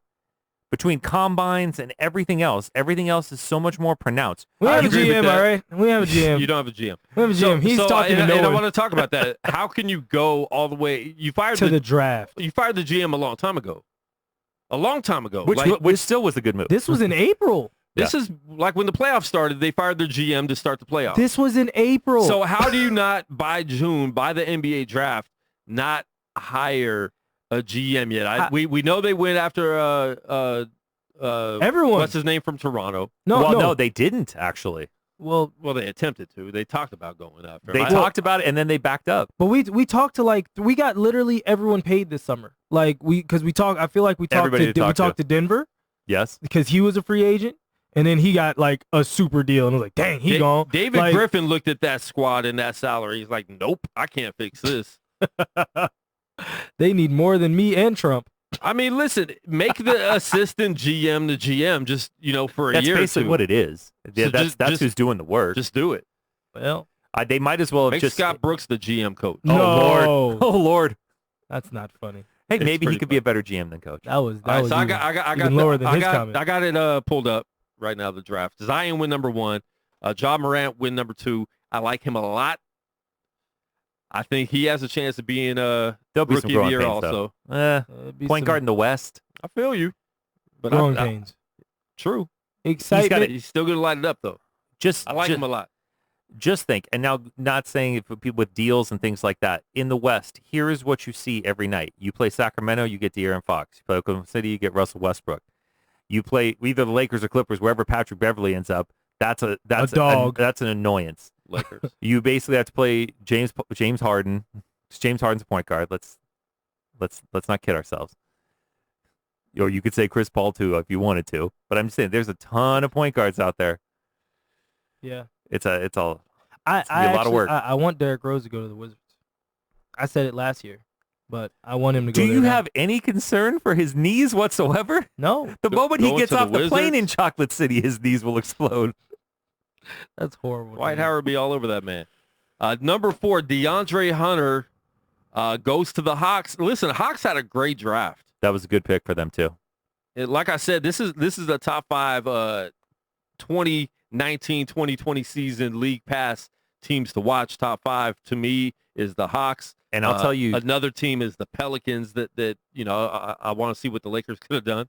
They had a good draft. I'll tell you this. I think DeAndre Hunter is really going to show up so much more in the pros because of that system at Virginia. Yeah. He was by far their best talent, but it's just they're such a slow it down team. But he can shoot. He can defend like crazy. I mean, he is so necessary for what they do. Atlanta's filling out a really and let's face it, Atlanta had a really good team not that long ago, so they broke it down all the way, said let's start from scratch, and that's what a team like that needs to do. And I think they've done things the right way because they weren't going anywhere with the team they had with Horford, Korver, Teague. Who else was on that squad? Bill Sapp. Yeah, thank you. They weren't going anywhere. They couldn't get past LeBron. They were doing great in the East, but once they got to the playoffs, they couldn't do anything. Break it down. Let's rebuild this thing. They've done it the right way. I think they had a great draft with DeAndre Hunter. They got Cam Reddish. With the draft picks they had last year too. And they did really good. I like that Schlenk, their GM who came over from Golden State from their organization. He came in and he didn't do things like the safe way. Like, I mean, I still would have taken Luka Doncic. That's me. But I mean, Trae Young is out of that, who they wanted. He got 2 draft picks this year, which ended up being Cam Reddish. Correct. That's what I'm saying. It's just, you never know. But he's really decided on a formula of what they're looking for in a team. And if you look at what they're looking at, they're prioritizing what the league is prioritizing right now, which is shooting. Shooting. Guards and shooting. Yeah, they're loading up on shooters left and right. It's going to be a fun team to watch next year. They're not going to win. They probably won't make the playoffs, but this is a up-and-coming team for sure that will be fun to watch. Yeah, no, they need more development before you're even talking about the playoffs. But I think DeAndre Hunter is going to surprise a lot of people. Yeah. I think he's a lot better than people think. Outside of my Wizards, which you seem to not like the pick, what other top 10 picks didn't you like? I like Garland as a player, but the fact that they ended up they already have Sexton and brought in Kevin Porter. I don't understand what they're doing there. Thank you. That was my first one. Kevin Porter Everybody is was a like, super talented head case. Yeah. That's why he dropped. Yeah. Way like a brick. Talent-wise, he's top 10. He was the number one dude on the board for like 3 hours. I was like, he's still on the board? Him and Bol. Poor guy. No, that $100,000 suit. Did you see his suit was $100,000? Yes. That was garbage. It was horrible, and we were clowning him. And then Liam, the intern, of course, was no. The suit was $100,000. I was like, Liam, shut up. It wasn't $100,000. I googled it. $100,000 suit. Oh my lord. Why does he know that? It was awful. I don't know. Mini Dave. I don't. He's Dave on steroids. At least Dave has a life.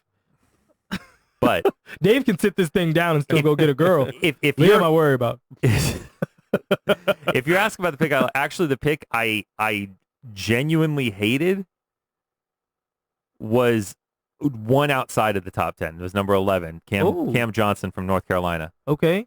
Don't like him going to the Suns. No. He has bad hips. He shouldn't have been the 11th pick. Hips don't lie. The hips do not lie. Kobe White was very excited. And I know Kobe White was very excited. Kobe White also horrendous pick for the Bulls. I like Kobe. Not for the Bulls. That's going to be a weird fit. Chris Dunn's there. I think they don't care about Dunn. They don't care about Dunn. Your problem is Zach LaVine. Zach LaVine is there. Like they have like a whole rack of guards right there already. Well, that's the other thing too. Is like you have a bunch of wings who can't play in Phoenix, so you just add another wing who will probably be hurt, or at the very least, you could have gotten him later. Yeah. There was no reason to take him at that point. Yeah, and I also think that Minnesota was also clearly moving up. I hate commercials on YouTube because it took me way longer to play that than it was. Minnesota was clearly moving up, I think, to try to get Garland at 6. And when he went at 5, I don't think they wanted to have necessarily made that deal. Because that deal didn't really make a ton of sense to me to go up and get Jarrett Culver from Texas Tech, who I think is a solid player, but I don't know what he brings to them that they, other than defense, that they don't already have. Yeah. Really good defensive player, but I mean... And I didn't know Darius Garland this whole time was Winston Garland's son. Neither did I till a few days before the draft. Who's Winston Garland? He's an NBA player. Yeah. Played for a long time. On what team? He wasn't great. He floated. Oh, okay. All right. He might have played on Washington.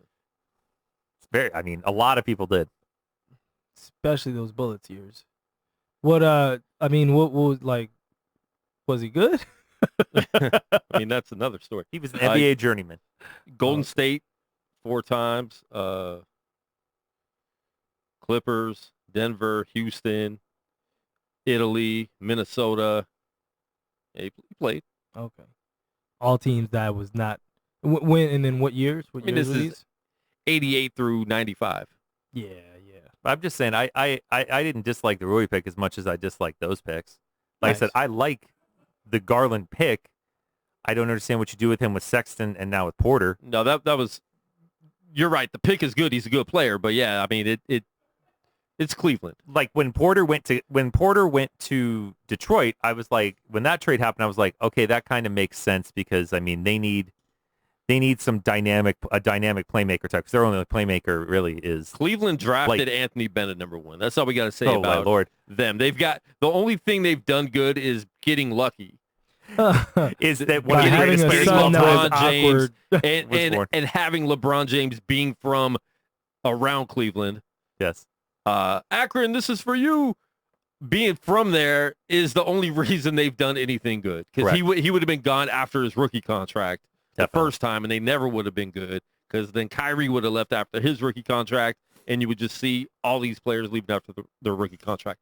Who in this draft do you see being like the surprise? Not Kawhi Leonard. Obviously, we probably don't have one of the best players ever in this draft, but who's one of those players that you can see later on in the draft that's going to be like, this is somebody we're going to be talking about in 5 years that went way lower than we thought he would. Well, you want me to tell you who I think is going to do really well next year? Yeah. Tremont Waters from LSU. Went to a great spot when he had to wait a long time. LSU, all their players went. Nobody, only one. Tremont was the only one that got drafted. No, Nas did not get sure? drafted. Nas went undrafted. So who picked him up? I don't know. Because I know he got picked up. That I don't know. That I don't know. I didn't see it. I thought he got drafted. No, he didn't get drafted. Tremont got drafted. They were both on the board like right next to each other for like the longest time, and they just started. I was surprised, man, because I really liked watching him last year. Nas was a great guy, but like he had those games where his motor, like he just would turn it on, and NBA scouts, I guess that was something they didn't like. Remember, Danny Ainge was at the game when we went. Yeah. And we were like, oh, Danny Ainge is here to see Nas, and that's why I was so excited for my cousin because I knew that was gonna happen. Like everyone was coming to see him, so you want to show out in front of these scouts as well. Yeah. And Tremont Waters ended up in Boston, and with Scary Terry leaving, maybe. More than likely. Well, but I'm not sure if he's leaving. Let's also not forget there's another player that I like that went to Boston. I think he's more of a bench type player. Yeah. Like the second coming of Isaiah is Carson Edwards from Purdue. Oh, okay, yeah. Because he can fill it up. Yeah, yeah. He can fill it up, and they have an opening. Yeah, they have a need for that. So yeah. And not to be a homer, I think the trade they're talking about where the Jazz took him, but the Thunder ended up with that kid Darius Baisley who skipped out on going to because to me it reminds me a lot of like that unconventional path like Terrence Ferguson. Terrence Ferguson was a pretty good player for them when healthy, and he has a lot of developing to do. Baisley does too, but I mean you're getting a top of the draft type talent. Did you in see the late 20s? Did you see who else you guys picked up? And you didn't even talk about it. So Dave's team, the Thunder, picked up this like basically he was like a YouTube sensation kid. No.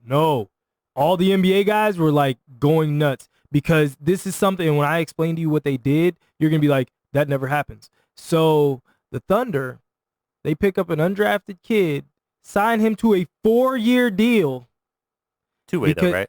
I don't know if it was a two-way or not. It's got to be two-way. I don't know if it was a two-way or not, but they essentially stashed him.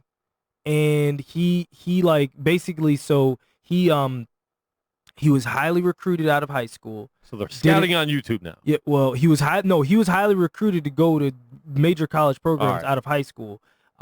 Didn't go. He ended up doing a year at I think he went to Brewster. He went to a prep school for a year. I know who you're talking about. And then basically just gets signed undrafted because he entered the draft out of prep school. And yeah. For like when everybody was like, he got 4 years, because like when I read it out loud, like it was like 4 years, and everyone was like, oh, what's his name? I forgot. I can't remember his name, but I know exactly who you're talking about. But basically they call him Baby Westbrook. That was how he was positioned on YouTube, Instagram, all that for years.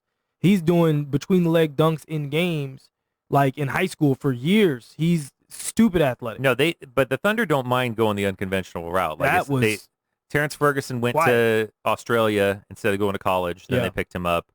Baisley, they pick up late after those trades, things like that. And who's that cat that signed the internship deal? That's Baisley. That's Baisley. Okay, yeah. Not Puma, the New Balance deal. New Balance, yeah. Yeah, that's right. Got $1 million? No, he got more than that. How much was it for that New Balance deal? He got like 12. No, he got like $1 million. It was $1 million for that year. Oh, to be for the intern. year, but I believe he got $1 million to be an intern. But yeah, no, I believe he got like 12 million, like signed out of high school. I don't know. Yeah, But It's Jalen. I don't know how to pronounce this, like Lecue or something like that. Yeah. Or Lec or no, he's a freak out. crazy. I'll have to check him out. baby Westbrook, next to Westbrook. Oh gosh. Yeah, just saying. And he loves Russ. And Yeah. if you notice, a lot of the players there coming in love Russ stuff. Yeah, that's good until they play with him. John Wall. John Wall. Oh, sorry, that hurt. Won't even show up to pick up a free Rolex. I mean, Yeah, that's bad. That is LeBron bad. traded all the players that idolized him. He did. That he did. We'll do it again. Because I wanted to win. Bye, Lonzo. Bye, Papa. ESPN my- said bye to LeVar. Why Yeah. are people talking about that like it's news or we should care? We won't talk Laker about the ball bounce loves that nonsense so much. They're just standing up for LeVar. You and Cream cracking me up. You guys complain about that so much. But we'll be and you on know what their I page. did? You know what I did like 4 months ago? Unfollow. I don't even see it. I'll go on there every 3 or 4 days. 14 million. I knew it was some money. Okay. 14 million. Wow. You got paid. Yeah. Talented. Yeah, he got solid money. All right, let's move on to some other sports news.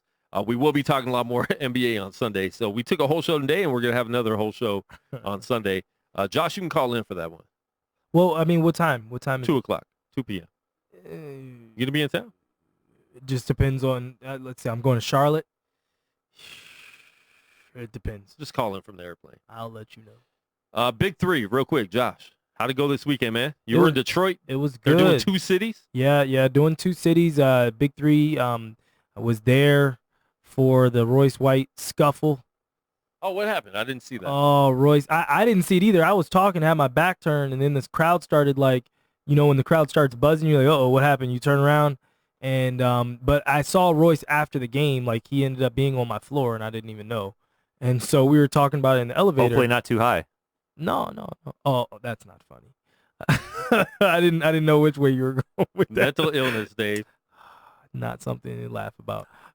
There's mental illness, and I would never make fun of the mental illness part, but Royce White also, I think, has some connish tendencies as well. No.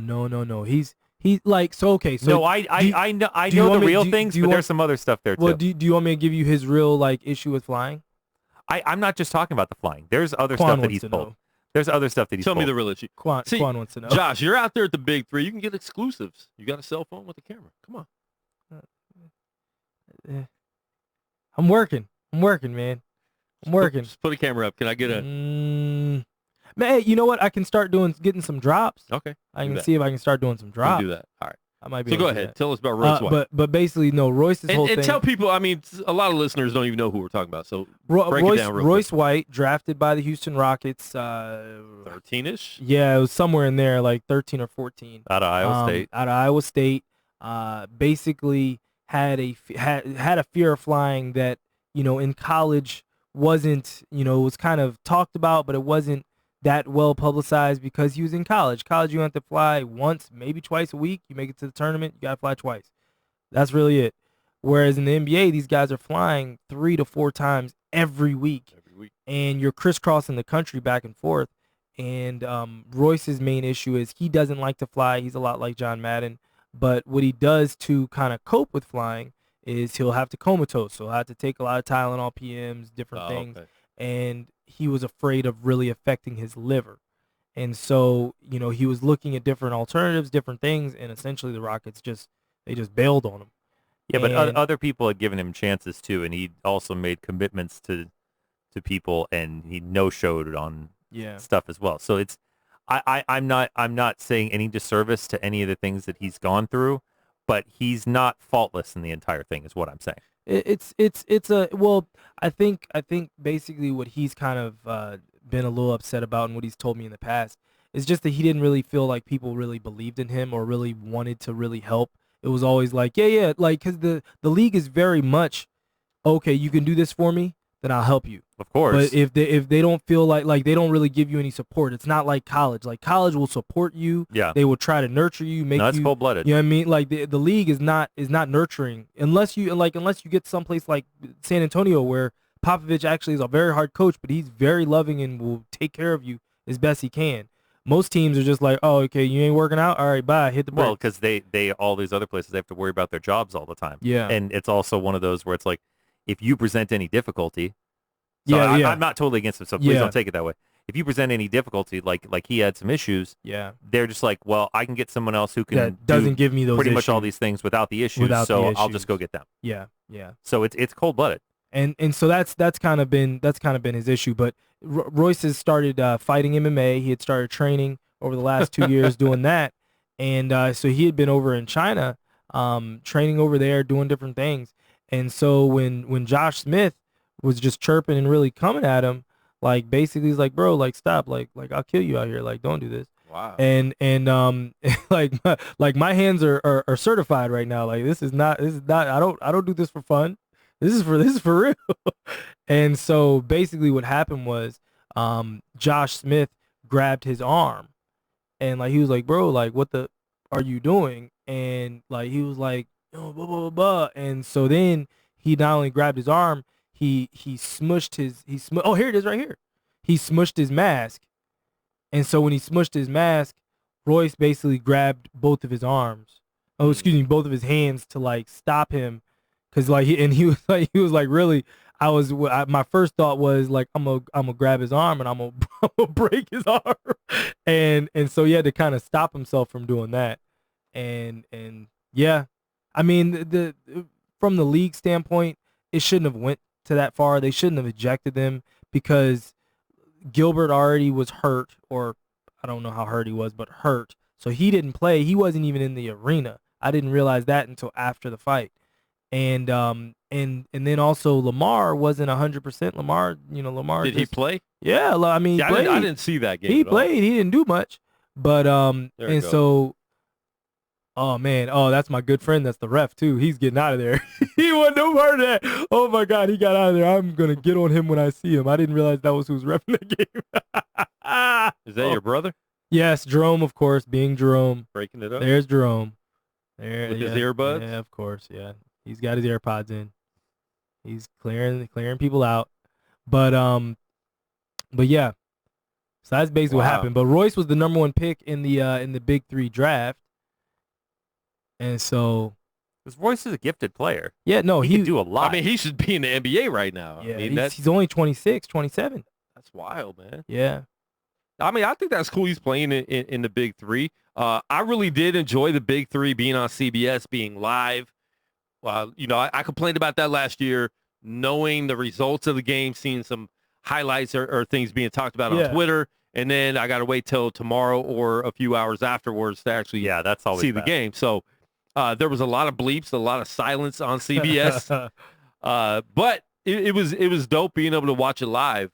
I thought it was going to be I told you this morning, I thought it was just going to be on like CBS's cable networks and stuff like that, but it was actually on CBS. Local Channel 8. Yeah. And they're getting so many more recognizable names now. It's just, they also get a lot of talented guys that flew under the radar, but there's a lot, you turn it on, it's like, there's a couple cats really I hadn't even heard of. I'm not even sure if they played in the NBA. That blonde dude for, what team was that? He was balling too.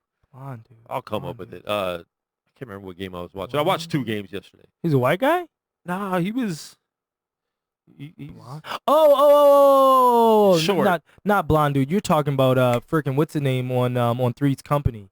Cause he dyed his hair. No, he dyed his hair like last year. He kind of rocked like the Odell Beckham, and so he braided it. Andre Emmett, yeah. Now Andre Emmett went to Texas Tech. Yeah, no, he played in it. Like a lot of the dudes had 10 days.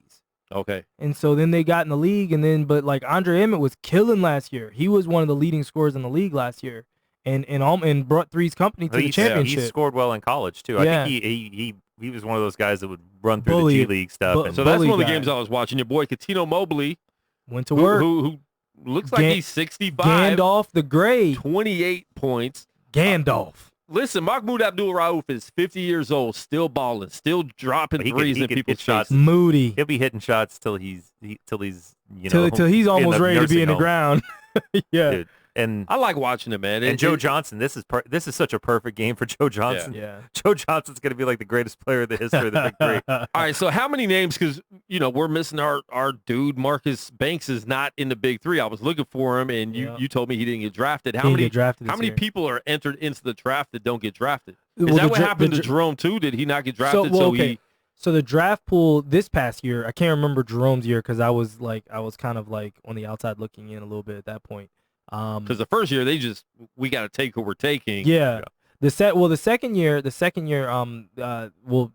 year 3, right? This is year 3. Okay. So this past draft, the second draft, that was on TV and everything. It was 200 people in the draft pool. Oh wow. Like folks like Carlos Arroyo didn't come to the draft combine. He just got drafted. Yeah. Didn't whereas Jerome, yes, he did not. He basically the way it works, the championship team. So the first year was Trilogy. They went undefeated. They basically, their whole team was locked. So then they just carried their team back into the season. So that's the same thing that Power did this year. Their team was locked. They still have everybody. I did not realize that Corey Maggette, he sat out because his other Achilles has been really tight. And so he's not willing to risk it. Yeah. And so he was looking fly. He had on his nice analyst suit. But but yeah, so I talked to him after the game because I didn't know what was going on. But their whole team is locked as well. And with Corey, that team is especially now, that team's probably still unbeatable. I mean, the best team that I think of honestly outside of Power is Tri-State, and that one has Nate Robinson, Amari, Jermaine O'Neal. They've got they have problems. They have real problems because like the way this league is, the first year, Al Harrington and then Kenyon Martin, they could just do whatever they want because it's like you can't help. Who's your help? Exactly, yeah. Like who's coming? Like you help. I'm throwing this out and you're getting the 3 in your face. Like who's so you kind of have to match up and play your guy, and so. Power has, Big Baby, got the Big Baby and I talked about UFC. So he's like, dog, you can get me in the UFC. I appreciate you for not introducing me to him.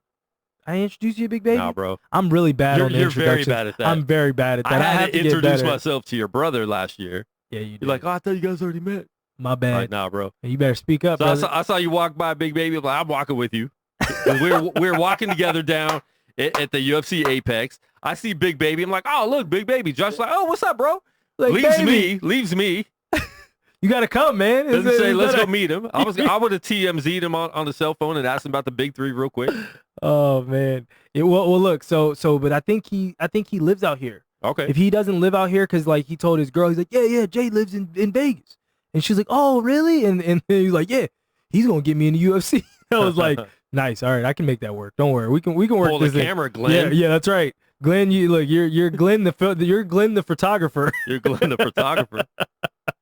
So, but yeah, but I mean, Power has Glenn. They've got Birdman. They've got Catino. They've got Quentin Richardson, who came out on fire. Like he had like the first 7 points in the game. Listen, it's fun watching some of these players that we loved in the NBA. They still could play in the NBA. They just can't go through 82 games in the NBA. It's different. And that's where a lot of these players are right now at their age. You could put them up a 5-on-5 and play once a week, and they would still ball against some of these NBA players. Yeah, they'd still be themselves. But it's that 82 game, and then you got people like Michael Thompson's other son, named Michael Thompson. I think his name is Michael Thompson. His name is Michael Thompson. That can't shoot the same. Didn't really get the same skills as his brother, No, not really. Can't shoot the same. Not remotely close. No, not at all. Not in the vicinity. He's Dang, you didn't even give him jurisdiction? No, he's not in the same county. Dang. Neighboring counties. Clay is a Hall of Famer, my friend. I feel like that's true. That's true. Neighboring counties would be starter, I guess. I feel like Trace Thompson is a better basketball player than Michael Thompson. But anyways, but if Michael's still better than Tristan Thompson. Fair. He has at least a skill set. I don't know. Tristan got some skills. With the ladies? Off the court. Off the court. But it's fun to me watching some of these players. So do you think as the Big 3 grows, let's say the next 2 or 3 years, 4 years, will we see people like Paul Pierce that retires playing the Big 3? God, if it gets him off TV. I think no, because when it comes down to, well, okay, you know what? I shouldn't say that. And I'm saying in the future, I know maybe the money might not be there to bring in a Paul Pierce. That's the reason. Or a Kobe Bryant. That's the reason. Or a Kevin Garnett. Well, and the reason I say that's the reason is because for the summer, you got to think. For instance, this deal that I'm doing with Jason Williams, he would make more with me in a weekend or 5 days in China than he would in a whole summer. And he's not playing Big Three anymore. No, because remember he tore his ACL, and that basically took away a solid 8 months of money from him because he got injured. Because these players travel around and they do. Oh yeah, overseas. Yeah, shoot, man. Like Jason's still making like probably about $3 million a year overseas every year. Plus you got to remember the big money guys. I mean, they don't need it. And like Kobe's still out there trying to make Vanessa pump out a boy.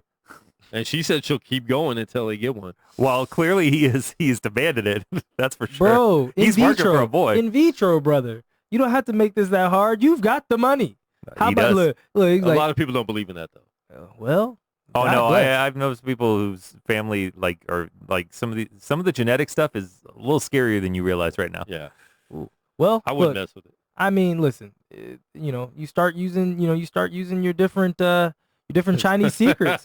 Start drinking caffeinated things and mama mentality. You know what I mean? Make sure she's pointed due north. Like it's you got to start doing these things. It is what it is. Wait, you guys don't know that? Dude, he turned Vanessa into a factory. You guys don't know that factory only produces girls. Female factory. WNBA players. We're gonna have a lot of them. Kobe's gone all in on the WNBA after this. Yeah. He has a whole team. I mean, he has a starting 5. Man, he has 3. He has 3, right? 4. He just had his 4th a couple days ago. Just happened. It's 4. Yeah, he has 4 girls. No way. Yeah, they just had one last week. I think Thursday or Friday. And then they just have another one like a year ago. That's why Vanessa's been a couple years ago. Yeah. That's why Vanessa's been like under cloak and dagger. Like you haven't seen her face in. Yeah. Oh, got it. All right. Maybe the girl in the Colorado could have given him a boy. That's wow. Again. Wow. Low blows everywhere. Did you ever see what that girl looked like? No. Oh, I didn't. I was not interested. Heard it was rough. Oh my goodness. Heard it was rough. All right, let's moving on. Let's just say his wife is much more attractive. 20 like millions and millions of dollars. I'm sorry. It just. All right, Women's World Cup. Speaking of a lot of women, the Women's World Cup. USA tough win today against Spain. Tried to lose. 2-1. Gritty one. 2-1. They scored their second goal on a really bad, I think, penalty call. Really bad. They reviewed it and still gave it to him. It was kind of weak, especially because we saw some other ones that weren't called later on. That could have been. They could have been. Well, for us, that to me looked worse than what that was. For us. For us, yeah. I'll say this, and even though we couldn't hear the commentary, we could see it because of being inside the restaurant and watching on Telemundo. So I couldn't get the in-depth stuff that And your Spanish reading isn't that fast. No, anymore, it's definitely not that fast. And and so I think, from what I could see, she got clipped. But like I said in the restaurant, it would have been one of those fouls in the box that it's like, oh, dang, all right, well, we got to keep moving forward. It wouldn't have been one of those ones where you're throwing your hands up like the ref's cheating us. You know what I mean? But Morgan got fouled a lot today. Yeah. So I mean, did. And see, we missed the whole first half.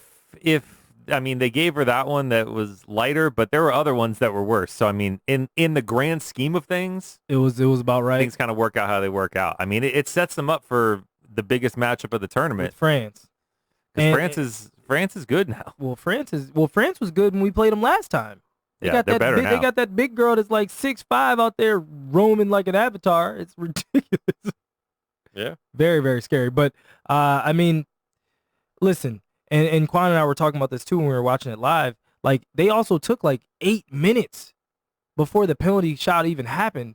Like for her to still go up there and drill that thing, near side like that.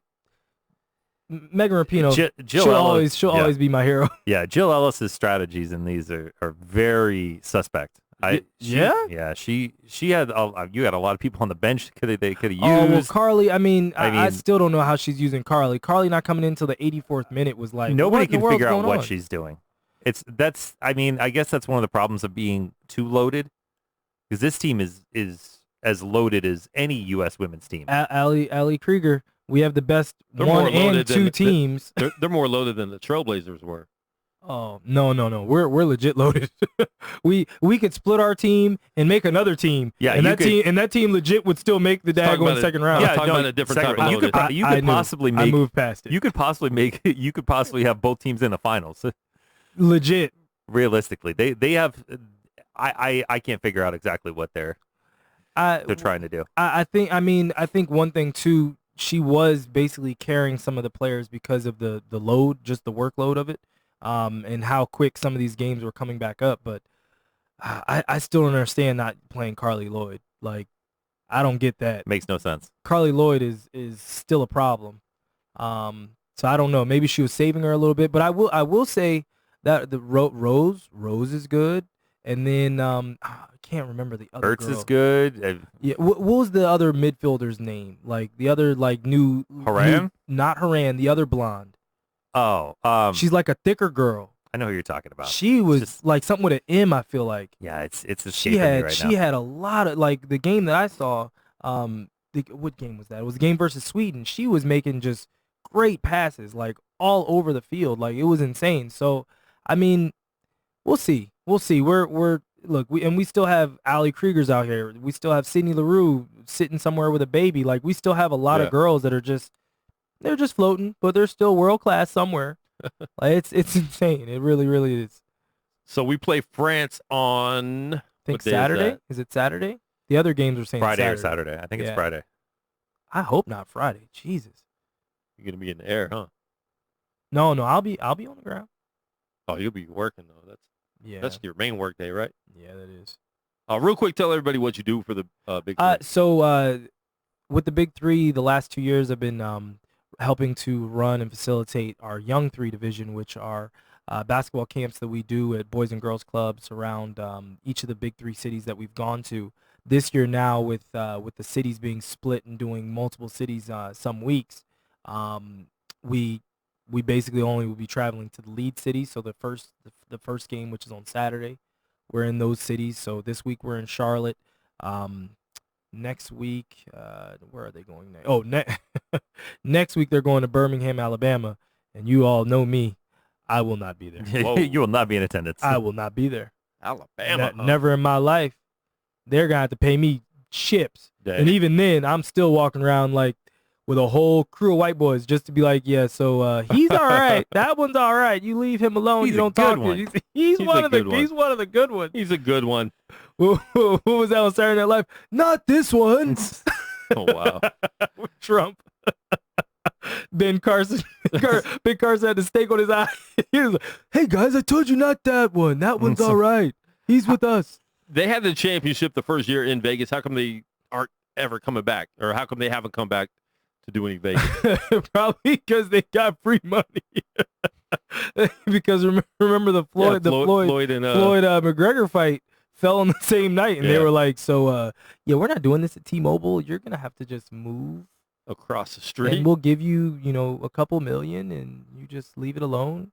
But why not do it again out here?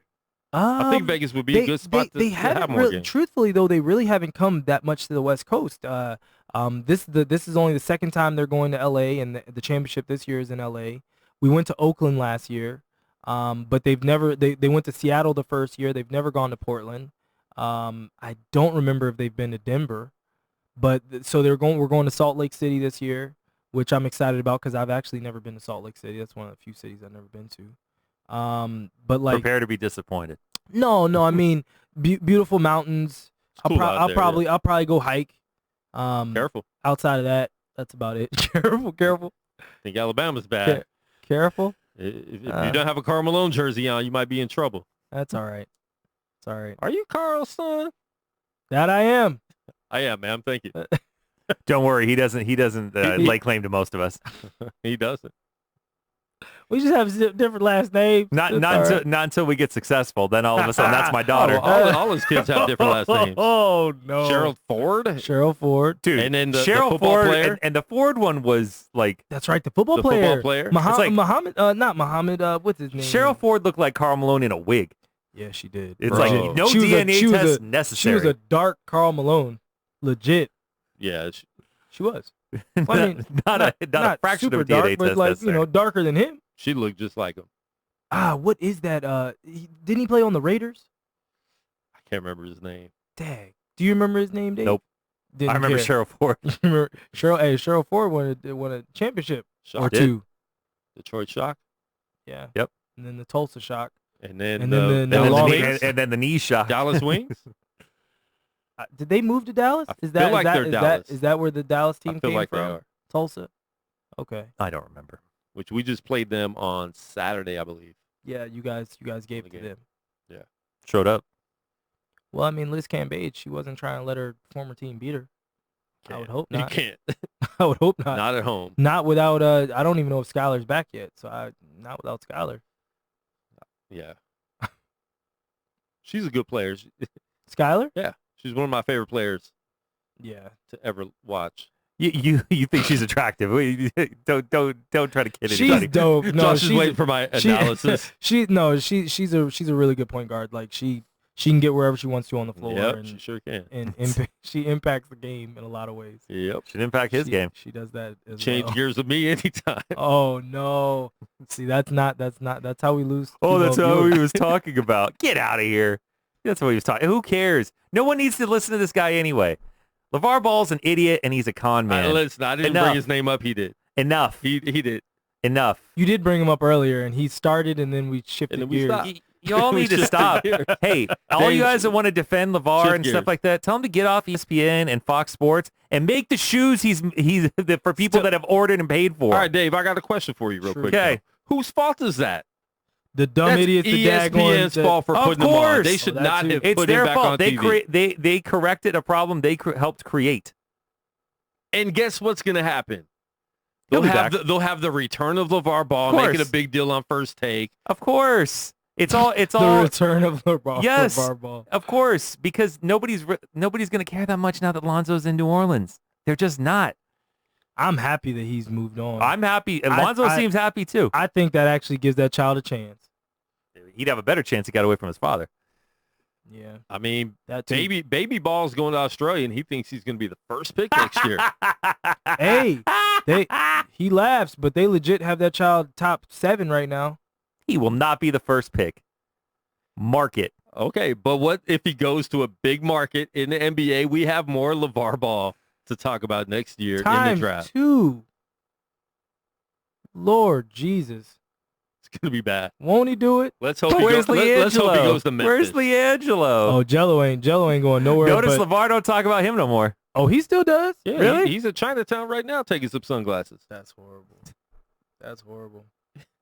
I won't touch that one. I won't. He shouldn't have either. Clearly. He shouldn't have touched those sunglasses in China. Listen, man, if you're gonna shoplift, do it at Walmart in America. It's where they'll slap your wrist and say, "Have a nice day." Don't do it in China where you could, go to jail for life and maybe a death sentence, or lose an arm, or the fact that you're at UCLA for basketball, which means you're getting paid. You're getting paid. There are people that will hand you money or whatever you'd like. Yeah. They happily pay for that basketball program. Crazy. Astrobaz Muhammad. Crazy. What were we talking about before we switched gears? Switching gears. Switching gears. We talked about switching gears. That was probably. We were on something. I don't know. I felt like it was exciting. I got all sidetracked because I don't care to listen to or see people talk about LeVar. I don't watch any of these interviews. I don't listen to him. I didn't hear it till. I couldn't care less. Yeah. Quit putting him on TV and he'll go away. He could just go away. This is the best thing that could happen to him. He won't go away. No, he could. There will always be somebody to put a camera in front of his face. He won't go away. I thought we had made it, but I was mistaken. And then do you know how annoying it's going to be if Pelicans make the playoffs as a 6 seed, Lakers are 3, and they play in the first round, And Pelicans beat the Lakers? The funniest thing to me is that Can you imagine that? Oh my God! I hope you can't imagine. Because listen, Dave hates the Lakers, and I think he would cheer for the Lakers to win that series. Absolutely no, not. Hell, are you crazy? No. Yeah, no. Are you crazy not. To not hear LeVar? Oh no, I'd take LeVar. I don't hear LeVar anyway. I'd be trumpeting right behind him like that's right, LeVar. I don't hear LeVar anyway. You would. LeVar was right.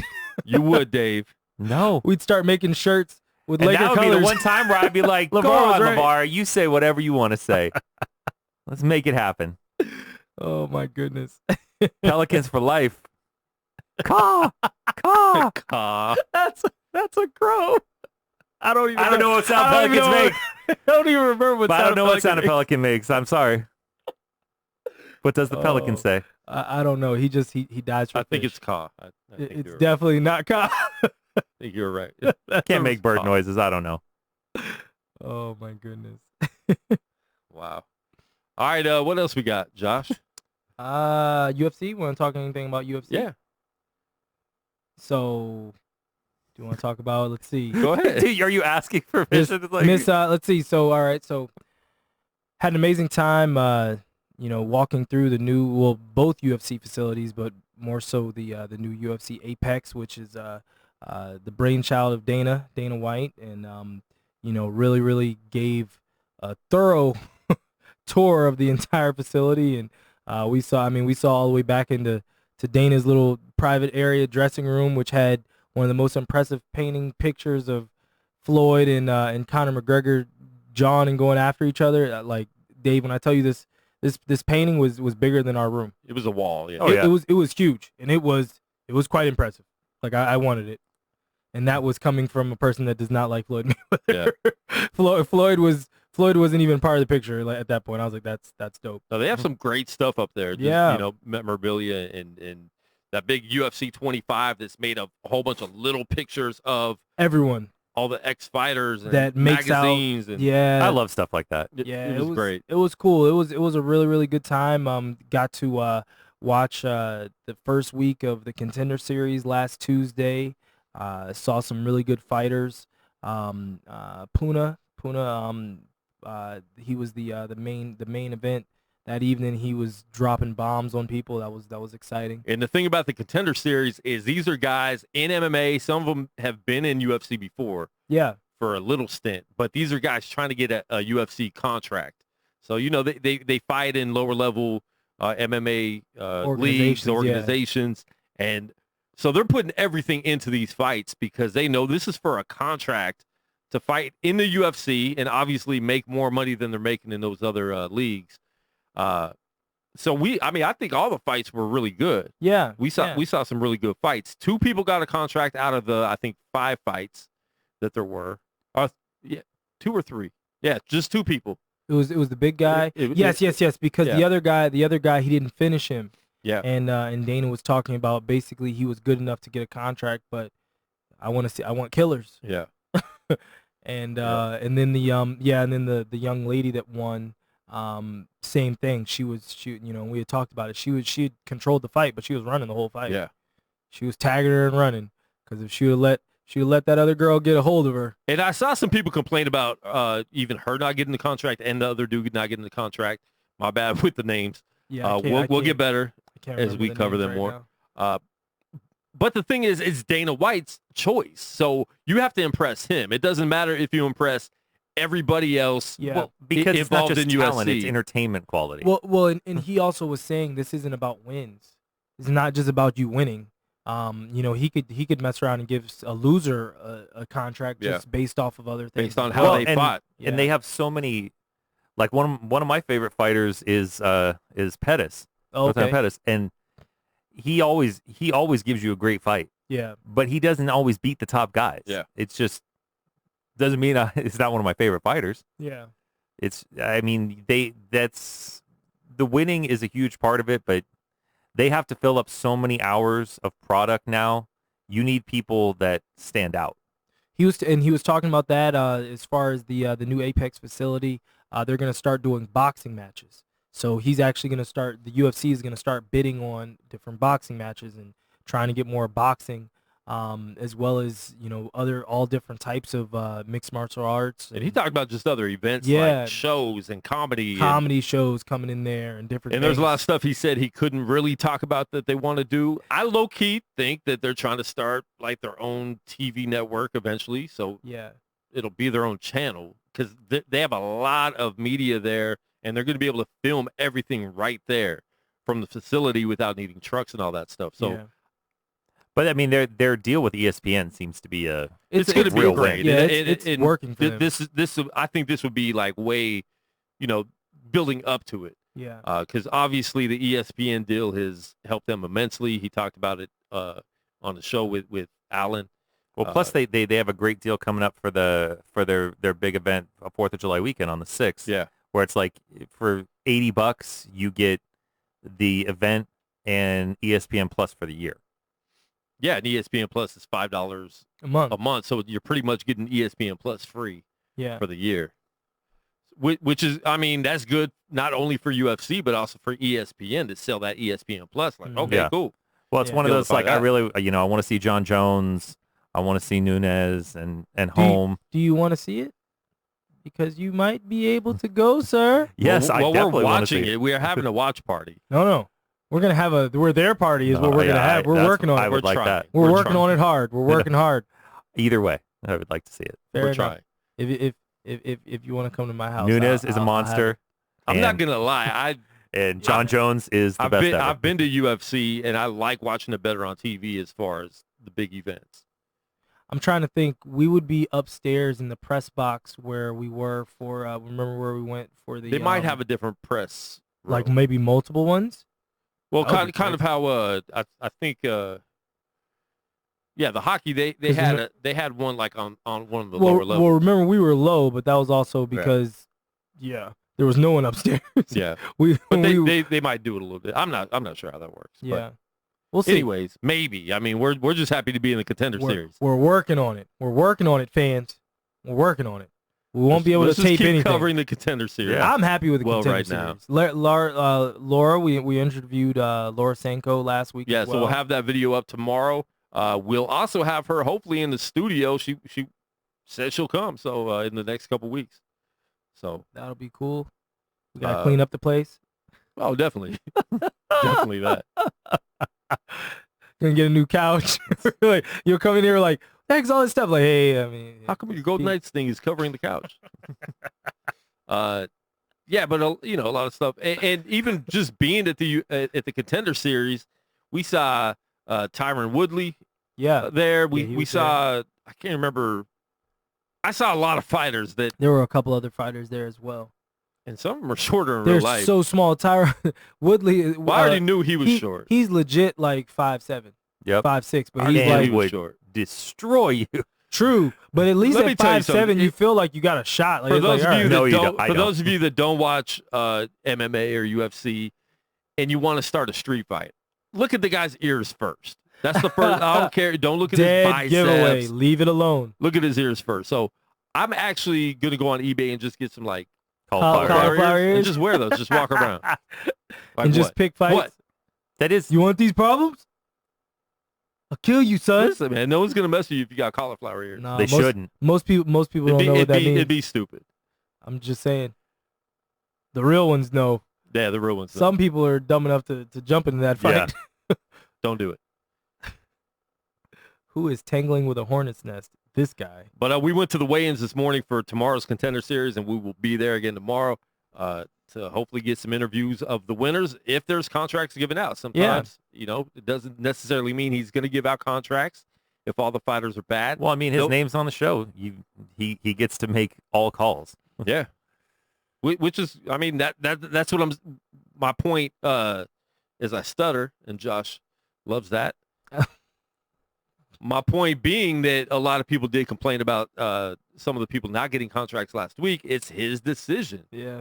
So it doesn't matter what all the MMA experts, UFC experts say. It's his decision to give that contract or not. My thing is he broke down exactly what he's looking for. So if you don't like, and neither of those people could say they did what he was looking for. So if that's what he wants, it's what my baby wants, my baby gets. Yeah. So, so I know it's just the weigh-ins this morning, but the guy that did impress us with just his personality and everything was Alton Cunningham. Yep. The Bowman. His birthday today. He's really hyped up. He lost last year in the Contender Series Season 2. So he wants to come back and really show who he is, what he's worth. He was cut up. I mean, physique-wise, he was by far like the most cut-up dude there, which doesn't mean anything in MMA. Not at all. We've learned that before. What as we saw in the Puna fight. Yeah. But I do like his energy. So I'm 7-1. I mean, he's had 8 fights. So he's not a veteran, but he's definitely not unchallenged either. Like he's been in some battles. But I do have a little advice for him, not on the fight, but on social media. When you take somebody's picture, tag the photographer, please. No. Tag you can't just steal the picture. I snatch pictures all the time. Snatched. It's mine now. Okay, Trump. I should have just put. I need to tag the pictures before I put them up. That's my bad. That is a way. But see, if you're like me, cut it off. You're a jerk. I'm Johnny Cropperton. Wow. We're Edward Scissorhands. Anyways, I'm going to go to his Instagram and tag my own name on there. Oh, because see, then you're that guy. Don't do that. that guy. Don't do that. We can talk about it once he's here. It's my property. No, don't do that. When he's here. Is it my property or not? Okay, slave owner. Wow. The photo. Sorry, you're way too open. I had to take it. See, that's what happens when you have a 4-hour show. Dave's missed a couple shows, so he said, "Can we go extra today?" Way too open. I had to jump on that with both feet. That was good. But it was fun being at the weigh-in and seeing some of these fighters and just knowing that you're gonna see you're seeing these fighters at the weigh-in and you're like 24 hours from now you're gonna be bloody and just beat up. Kind of crazy what they do for a living. Yeah. No, it is. But it's fun. I love watching it. I would never want to take any of those hits. No. I wouldn't last, Josh. You. One hit. You miss me in the air would freak me out. I'm like, oh, no. Oh, I ducked it. All right, let's hope he doesn't swing that again. I mean, we were sitting pretty much, we were on the floor, and, there was some sweat that came close. Yeah. Some blood that came close. It's like, I'm glad I'm not those photographers right up front. Oh, yeah, you get hit. You're gonna take some bodily fluids. But if you guys have a chance to check out the Apex, I'm not sure how to get in. I don't know if you have to reserve a ticket.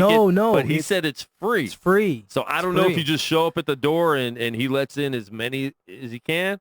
It holds the place holds 1,500. Yeah, but which they didn't have 1,500. They didn't have 1,500 last time. I think probably it's about a solid 300 maybe. But it was full. I mean, yeah, it was packed. It was full. It was about 300 people. Yeah. So get there early. It's and like 5. I said, you'll see fighters walking around that you see on the regular. Yeah. Yeah. And come say hi to us. We'll be in the media section, and hopefully we'll be going to all 8. It's an 8-week series. I think they take Tuesdays. I have no problems. I think they take July the fourth weekend. I think it's the 2nd or 3rd. Oh, okay. Yeah. Taking that off, and then they'll go. So next week is no. Is that no next week? That's next week. I think that's 2 weeks. Okay, yeah, I think next week they're off. Okay. So we'll find out from Miss Abigail. She'll let us know. She keeps us well abreast of the situation. They have a lot of good interns there. They do. Yeah. Anyways, did you watch some of the fights this weekend? Mm-hmm. Did you watch the Korean Zombie? I did. I did. I caught some of the other fights on that card. I didn't watch that fight. I mean, that card lasts like 12 hours. Well, I mean, they have prelims forever. They're making it work. Hey, we talked about it. ESPN's doing great. We get to see a lot more UFC now. They have fight nights pretty much every weekend. Yeah, fight nights and boxing, and you're getting a lot. Yeah, you're getting a lot of content now, which I'm.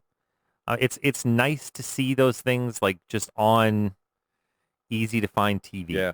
And their fight nights spending $80 to their fight nights just seem so much better quality done somehow than the Fox ones were. I don't know why. Maybe I'm just ESPN biased or something. I don't know. I feel like ESPN produces it all seems better done. Well, I mean, listen, Quan and I were talking about this when before you got in. basically, I think they just pull so many more people simply because people already watch ESPN. Right. It's just on. It's already on, so it's like, oh, fight tonight. You know what I mean? If you're in a bar, it's ESPN is on a TV. Exactly. Whereas people have to put on Fox Sports. Like, where's that game tonight? Yeah. Oh, okay, we got to turn on Fox. That's but it doesn't just sit. You know what I mean? You don't just have it on in the background. Yeah. I actually want to know how many people actually watch ESPN versus how many people just stare at it aimlessly and just hear it. I mean, most of the time in here we got it on the on the screen, you know. But Josh is watching it that whole time. He is. Luckily, it was College World Series today, and I had no care in the world. Like, oh, okay, good hit. But yeah, you're right. You don't do that with Fox Sports. Like I go to Fox when I'm watching something. You came to watch Women's World Cup. Well, essentially, I watch Skip and Shannon. Oh, you're one of their 20 viewers. God bless. They actually have great viewership. It's better than Stephen A. and Max. I don't watch it either. Yeah, I got no interest either way. I like Skip. Shannon and a Skip. I like Shannon. Skip. It's hard for me. That's real tough. It's tough. How was it? That just like I did it. Rewind. just how I did it. I know I can't do that. I can't do it. I can't do that at all. No, I'm saying I cannot do it. I'm able. I am not allowed to do that. Skill-wise, I am able. You are allowed to do that. I hate both of you. Why can't we live in a world where you can do that and it's all right? I don't know. You really want that to exist because you're a Washington football fan and you love saying that. That's horrible. Racist. You love the slurs. No, that's not the reason. Well, you do it. Well, I mean, I love my team. It's a slur. Okay, Josh, do you think it's a slur or not? I've said I think is bad. No, answer the question. Yes, no, do you think it's a slur? I think it's bad for business. That is wow. Do you think the Washington football game is a slur? I feel as if they have come out and said that it is. Do you Who's think they? The native community, or at least portions of the native community. No, it's not. It's the portion, the small portion that gets paid by Daniel Snyder that says it isn't. But everyone else says it I'm is. telling you, I've met people that aren't being paid, and they're like, "We don't care. We care about the Middle Eastern guy. They dress up in Indian garb. No. These are folks that are like, we care more about, alcoholism on our plantations, on our reservations. Wow. Sorry. I meant reservation. I started it. I should have just stopped anyway. You're gonna kill me on that note. That's it. We gotta shut down now. Listen, we got a special edition show Sunday 2 p.m. Josh will not be in the building, even if he's in town on time. But listen, man, we appreciate everyone for tuning in. We promise to get to more sports in October. But right now it's NBA season. Second season starts right now. Free agency, we're going to have a big free agency show. 2 o'clock, free agency starts at 3 p.m. West Coast time. On Sunday, they moved the time up for us to be able to talk about it. You know what I'm saying? I mean, it was great. Watch us. Don't watch Brian Windhorst just sitting there. Why would you want to watch him sit there? Exactly. Windhorst the windbag. You can shut it down right there. That's racist. That's racist.